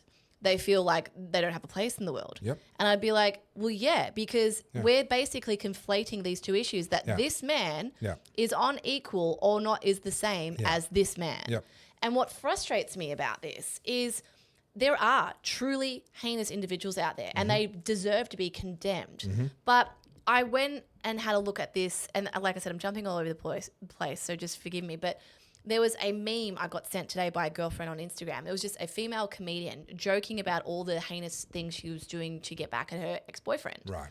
And I read the comments, and it was so unhinged. I'm going to read you one. This sounds so silly, right? Where are we? So I think I've still got it on here. Yeah, I do. So just for context, it was a comedian skit. And so all of these women are then sharing what they're doing to each other. So this is this Lauren Rebecca H. I've signed my ex's email up for multiple newsletters as revenge. He used that email address for his work stuff and job applications, you name it. Just knowing he got probably over 1,000 spam emails has healed my heart. We broke up 6 years ago, but I still sign him up for those emails whenever the mood strikes. I also changed his name on his cinema membership to Poopy McStinkface, so when he buys tickets for his new girlfriend and goes to redeem them, at the counter, the staff have to question him on it. And then it just goes on and on. I just was like, you broke up 6 years ago. Yeah. Sorry, and you're still doing this. You are not a healthy individual. Right? And this is what frustrates me. So that guy, for putting up his more traditional viewpoint, is absolutely demonized. Oh, and when I say people went for this guy, like you have a look at some of the names on this. These are real heavy hitters in the social media industry. Like, you know, you got Lauren Henshaw, you got Jacinta Franklin, you've got people who have big pull just piling on and saying, you know, this is wrong. But you've got women writing this shit on social media and it goes completely unchecked. And can we talk about the fact that in that clip that you played, he says, I don't want my wife to work if she doesn't want to. Yeah. So there was an option there. He already can.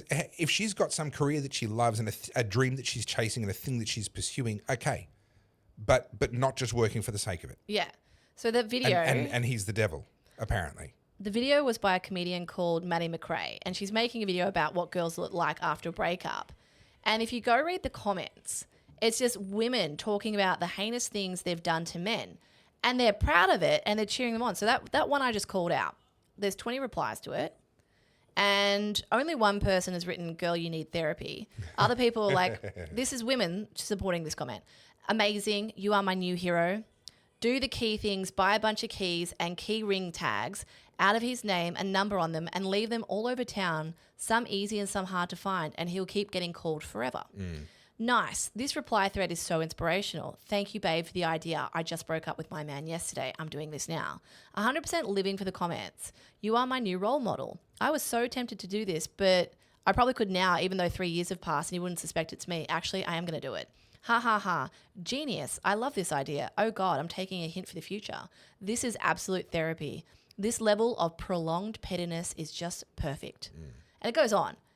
But this is the behavior that women get away with. This is excusable. This is totally fine. And if I was to call that toxic, then all of a sudden, like, oh, how dare you? Yeah. Right. But that is toxic. That is borderline psychopathic behavior. 6 years later, you're doing that. Yeah. And like, you know, it's they'll justify it like, oh, it's just an email. Yeah. I'm like, no, but actually spam is illegal. But also there is a law against spamming people. So you maybe what you've done is not technically illegal, but you have a right to not be bombarded with mail. But putting aside legal or not, to turn around, it's like my commenters getting in there and saying, oh, well, you're just a nobody. It's like, well, if you actually think I'm a nobody, then you wouldn't bother to comment. Yeah. It's saying, oh, but it's just spam. If you didn't think it was annoying and was detracting from their quality of life, you wouldn't bother to do it. The fact that you believe, the only reason you're doing it is because you know that it has an effect. Yeah. So don't try and minimize that and dismiss that as though it's nothing. I want to read I just found the comments. Sorry, there was a lot of comments on this podcast. And I didn't think we were going here, but here we are. So this is Laura Henshaw, who is the one I mentioned before. And she sort of started this cascade of abuse this guy's getting.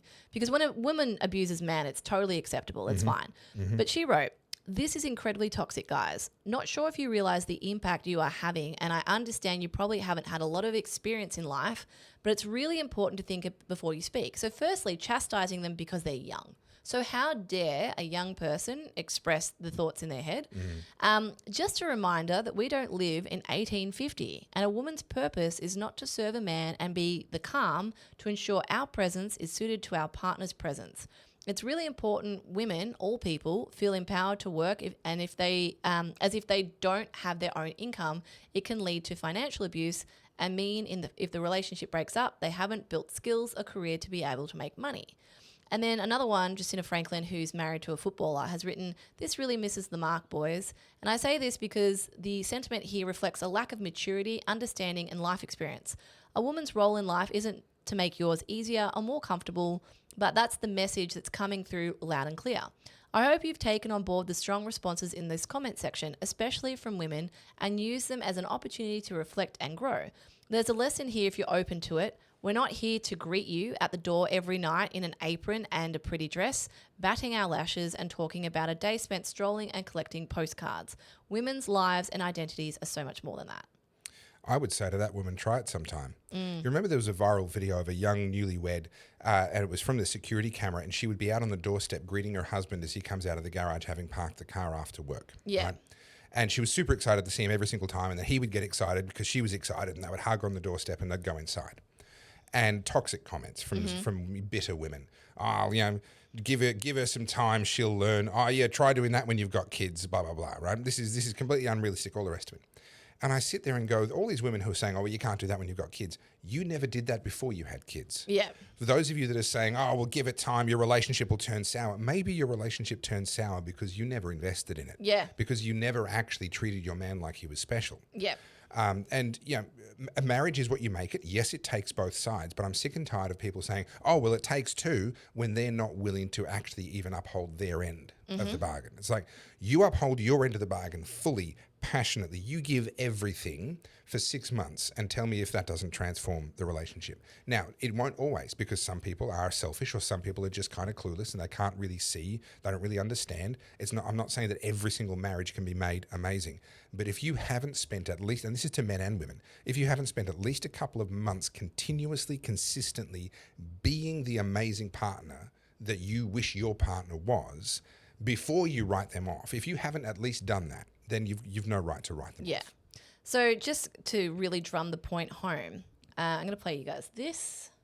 So this is Demi Lovato, who I talked about before. This is 2021, so the height of the whole non-binary thing. I apologize if it's going to be really loud. I'll see if I can turn it down.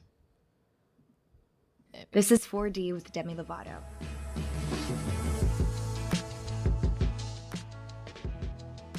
Living in the first dimension means existing consciously in both time and space. But for me, it means having conversations that transcend the typical discourse. I want to take this moment to share something very personal with you. Over the past year and a half, I've been doing some healing and self-reflective work. And through this work, I've had the revelation that I identify as non-binary. With that said, I'll officially be changing my pronouns to they, them. I feel that this best represents the fluidity I feel in my gender expression and allows me to feel most authentic and true to the person I both know I am and still am discovering. Can we pause? She's talking about authenticity. That is one of the most inauthentic sentence structures. Like, she is reading like a press release from IBM. I love the beginning line about transcends time and space. Yeah. But she goes on, and I won't play the whole clip. But that was Demi Lovato at the height of woke. Yep. And this is Demi Lovato today. And I would suggest that she's a lot happier. I would suggest the same thing. I would say that Demi is very much happy, married, much like JoJo Siwa. And I'm not saying that that's women's role in life. I am not having kids. G and I have made that decision. I don't want kids. I'm not traditionalist by any stretch.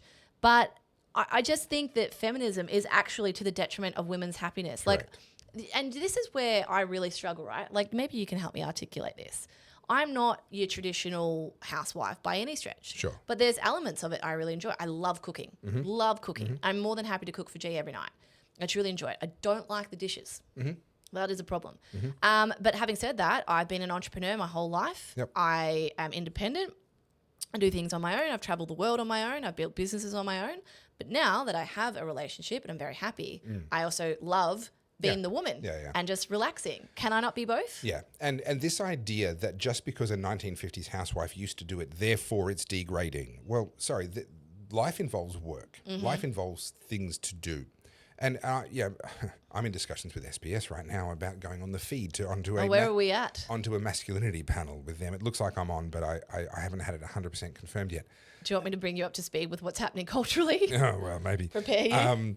But one of the interesting things, I'm having conversations with them, and I kind of said to them, look, if you're looking for like Australia's Andrew Tate or something like that, I'm not that guy, right? I'm married with 3 kids. For 8 years after our first child was born, I was a stay-at-home dad. So that my wife, people are going to pick that up, so that my wife could chase her dreams of running her business, etc. And what happened over those 8 years is we progressively became more and more miserable. And what's happened more recently is that I've turned around and said, okay, babe, I'm going to be the primary breadwinner. You're going to have to pick up a lot more to do with the kids. I'm not doing dinner every night. I'll do some of the cooking. You'll do some of the cooking. Just put a whole bunch of that stuff back on her because we were heading towards a train wreck. And she's happier now than she was at the height of all the nonsense. And I say the nonsense of me being a stay-at-home dad, of me allowing her to live the feminist dream. She is a strong, independent woman, a successful businesswoman, a property investor. She employs people. She runs her own business. She is way, way, way happier actually being more involved domestically. Now, she's still got a business and she probably always will, right? But this idea that it's when a woman is doing the thing that the 1950s said was a man's job, that's when she's happiest. I'm sorry? Yeah. You think that we got the division right back then, do you? You think that this all domestic chores are a woman's and all work-related stuff is a man's. You think that was the correct division? We just got it the wrong way around. Is that what you think? Or maybe the division was completely wrong. Maybe life involves both. Yeah. Yeah. And look, there's moments when I just can't be bothered cooking and G does it. And likewise, there's no like set chore roster. I'm not subservient to it. Yeah. But again, this is what annoys me. And we talked about this when it comes to racism. If everything's racist, then nothing's racist. Yeah. And the same with the whole discussion around feminism and male loneliness. And now it's like, you say this often, that 2 things can exist at the same time. Yeah. There are absolutely some predatory men out there. Yes. There's some real shockers. Yep. There's men that commit really heinous forms of domestic violence. And I'm going to raise my girls to be wary of strangers. Yeah, of course I am. 100%. But if a man who has a more traditional viewpoint is expressing himself, don't make him the devil. Yeah. Because you know what? He's probably going to double down. And also, if you take away that man's right to want that and to believe that, then you take away the right of any woman that happens to want to be the wife of a man like that. You take away her choice as well. Yeah. So you're not just saying, oh, you're evil because you want this thing. You're now saying to her, to a fellow woman, you're evil. The whole feminist thing is you can be whatever you want. Oh, but you can't be that. You can't be the thing that makes a man happy. That's what feminism won't allow. No. Feminism, you will subscribe to this, and if you step out of line, you're no longer a feminist. Therefore, we disown you, and then you are owned by the patriarchy. Yeah. And this is back to that zero-sum thing where we've made each other the enemy. If you're making men happy, it must be at your expense. It must have made you miserable. Yeah. Because feminism, as well as men's rights activism and that whole MGTOW movement and all that stuff, neither of them can conceive of a world where we mutually make each other happier. That's not possible. Your happiness has to come at the expense of the other person being less happy, which is why, by the way, women hate walking through a room and seeing their man happy. Yeah. It's like, well, this must be coming at my expense. This must be the reason why I'm not happy. Yeah. And I have to interrupt. I have to give him a job to do or ask him about the thing that I think maybe he hasn't done yet. I have to detract from his happiness, and then I get to walk out of the room and I feel, no, what a toxic way to live. Yeah. And you've, like I said before, you've completely ripped out from the foundation of your relationship that third and most deepest level of connection because you're not on the same team anymore. Do you know what I realised? G and I were up in Queensland where we were hanging out with some of G's clients, and they're very, very wealthy. I've told this story in a way before. Very wealthy, like insane wealth. Like one owned a private jet. Yep. One has that'll give away who it is. I haven't actually seen in the business plan that the branding plan that you put together for me, that progression into the future, I haven't seen the date for when I'm going to buy a G6. It's on there. It will be a Okay. shared vehicle. No. Yeah. No. Because I'm going to need that. It's going to have my name on the side Sorry, I've interrupted you. No.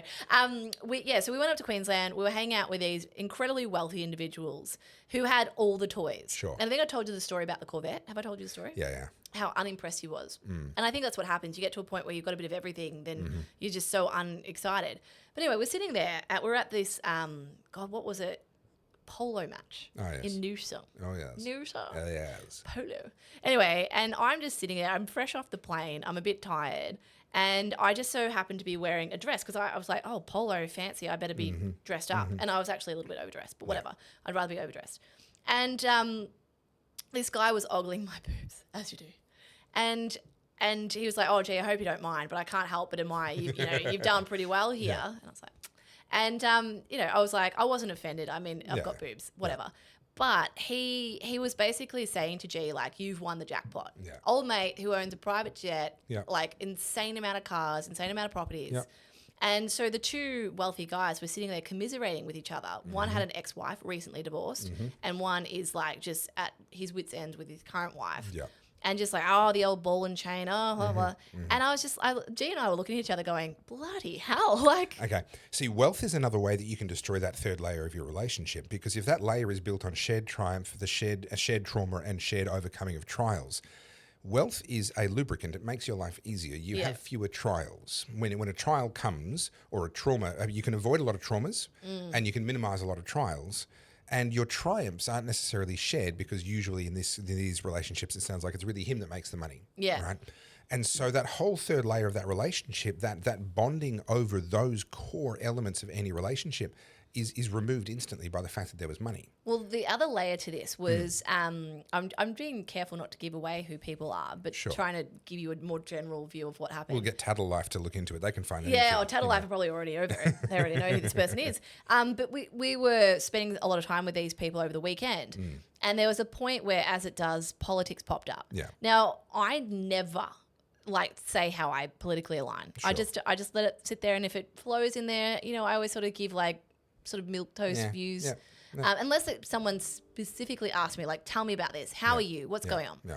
So I always sort of play it safe. Anyway, within seconds of it going to politics, the wife went out of her way to just lambast Donald Trump. Trump this, Trump that. And I was like, babe, we are in Noosa in Australia. And the first thing out of your mouth is Trump. Yeah. And that's all she kept going on about. Trump, Trump, Trump, Trump, Trump. And I'm sitting there and I'm looking at old mate, and I'm just like, no wonder he's miserable. Oh, yeah. Because she is so uninterested in entertaining anyone else's point of view, perspective. And it went from us just having a conversation over coffee to a lecture that I didn't ask for. I didn't even enter into the conversation. 0 to 100. Yeah. And I was just sitting there going, mate, you're annoying me. Now, I hate to be the one that notices, but we're over the 2.5 hour mark, and I can't. I have to wind up. I'm sorry. Today I cannot go late. That is fine, because you have yourself a hot date. I do have myself a hot date. Your wife is downstairs waiting for us to hurry up. I'm not going to say where we're going, but hot dates feel. It might require him to wear a bathing suit. Oh, it's 8 degrees outside. I mean, probably wear a bathing suit just to get to the car. I'll be soaked by the time I get there, yes. Last one, I did show this on Monday's Live. And if you guys aren't aware that we do lives now on Monday at 7 p.m. Good. I really had fun. The comments went off. Yes. We had over 1,250 people watching at the one time. That was where we kind of peaked, was a bit over that number. Thousands of I think it was literally over 1,000 comments by the time we were done. I couldn't keep up. I couldn't even read them. Yeah. And I really enjoyed myself. Yeah, I enjoyed it too. It was a little bit hodgy podge, but next week, how it is. We'll know what's going on. Yeah. But I did share this, and I thought I'd share it for those of you who didn't watch Monday's Live. Tut, you should have watched Monday's Live. So this is our merch. Oh, we have talked about Tangent Time. Sexy. But we have T-shirts, and this is the latest one. Thanks to one of our subscribers who gave us this tagline, "This is all just a simulation." What do you think? Do you like it? It's different. I wouldn't wear it. No. But I suspect a lot of our female listeners would really, really go for that. It's meant to be cool. And I know you're not I'm not cool. That's the problem. Yeah. So we've made it, this is very much the trend typography-wise at the moment. This is what you would see in the streetwear stores. Well, the trend can get in the bin. I like the trend. That's his way of saying I don't like it. G also said the same thing. Yeah. No, not me. Not me. But many people I have shown it to loved it. So, good for and them. then the other one, which I don't know about this one. I love this one. Would you actually wear this? I though? wouldn't, again, but I think our female, I think we're going to end up with a big tribe of Team Carls. Do you it's going to be reckon? all the ladies. All the ladies are going to be rocking spicy Carls. I don't know. I was like, I 100%. wasn't going to put this on a t-shirt, but here we are. 100%. You guys ladies, can decide. Ladies represent. Just become the Carolina Reaper in your life. Yeah. But anyway. I do, that's my jam. I would walk around with that on all day long. And I just love that tagline. Where we're going, we don't need plans. For me, that embodies the Oddcast so well. And what was the other one we had? Like, just before. Just stay on tangent. Yeah, stay on tangent. Yeah, maybe that's another one. Because let's be honest, this podcast has gone all over the place. We had nested tangents for a while there. Yeah. Yep. Well, you know you're really tangenting when you're on a tangent of a tangent. Yeah. And you segue over to the next tangent. Yeah. And then the holy grail will be one day we'll be so deep and then we'll go on a tangent. And that tangent, that's a genuine tangent from where we are, will bring us to the very first thing that we tangented from. Yeah. And then we'll be like, that's like tangentception. We've just done somehow looped it back around. The snake bit its own tail. We've done it. It's, Well, anyway, on that note, that's it. And actually, believe it or not, we got through all our topics. That's amazing. Yeah, because they all kind of Mark correlated to the next today one. in your diaries, everybody. Yeah, we actually hit all the targets. Well, we've hit all the targets. I've run out of water. Must be closing time. Yes, it is. So, guys, if you are not yet, please subscribe to the Oddcast HQ channel. Yes, on YouTube. Yes. Subscribers are important. Yes. And so if you haven't, even if you're just watching this, please just hit that subscribe button. Hello to all of the people listening on Spotify and Apple. We love you appreciate too. you. We talk a lot about YouTube, but we love you too. But we would also love it if, even though you're listening to us on Spotify, you could go over to YouTube and hit that subscribe button. We also need to say thank you to everyone who super chatted us on Monday, because there was quite a lot of you. So thank you. Yep. And just so you know, guys, like that all goes back into basically building out the podcast. Stuff like that Roadcaster video that we pointed out earlier. Yeah. And all the other equipment that you can't see. Yeah. And, we're only going to get better. We're only going to upgrade. So anything that you guys make contribution-wise will just be reinvested back in the podcast. And the same's true of all the merch. Once we've got a few actual printed ones that we can look at and go, yes, we're happy, then we'll put up a pre-sale. And all that money is going to go back into the podcast. Straight back into this. And we want to keep doing it. And I know a lot of people have said, this is like Australia's Timcast. That's kind of where we want to go. Yeah. That is what we want to do. We are almost halfway to our first birthday. And our first birthday is going to be a live in-person event somewhere in Melbourne. Yeah. Right? That's what we're going to do for our first birthday. In Danistan. In Danistan, yes. Well, Jacintistan, I don't know. What do we call it now? To be fair, I reckon he's still... Yeah, he's still controlling things. Did you see a photo of him the other day? Oh, he's looking ragged. I'll end the show with this. Some good news. Old mate. Dan Andrews is no longer looking his best. Daniel, and I can't even type his name because it just gives me like... But he had dinner or lunch with... what's his name? Prime Minister? Oh, old mate. Albo. This is a couple of weeks ago. Yeah. Did you see the photo? You said the other day, not a couple of weeks ago. Oh, whatever. Oh, look, I didn't look at it closely. I mean, I didn't want to puke, so... I've got to find the photo. Have lunch. I love how I live Google. Where is this? So while you're hunting for that, did you have to fix anything to get camera 1 to work properly? Remember how last week we had that weird glitch? I did. So what it was the transition between cameras. It had been like that was going to black to transition. Right. But just for that one camera. Yeah. I don't know what I did. It happened. It's fixed. It's fixed. So if we can find this photo. I remember that barbecue that he had. Barbecue. That's what popped up. Oh, God. Hang on. This is not the photo. He looks ragged. All right. We're going to take it as a question on notice for a future episode. Yeah. I'll find it later. Dan but Andrews is struggling. He ain't looking good, everybody. Guys. But anyway, on that note, subscribe to... at Topherfield on YouTube and at topherfield.net. If you want to buy me a coffee, keep me caffeinated and angry. There we go. That's how I do my best work, is caffeinated and angry. And Good People Break Bad Laws for all my books and DVDs and all of my merch. And just follow me at Carl Shea Soda. And buy the Oddcast merch when it comes out in a couple of weeks' time. Yeah. Awesome. All right, guys. On that note. Ciao. Bye.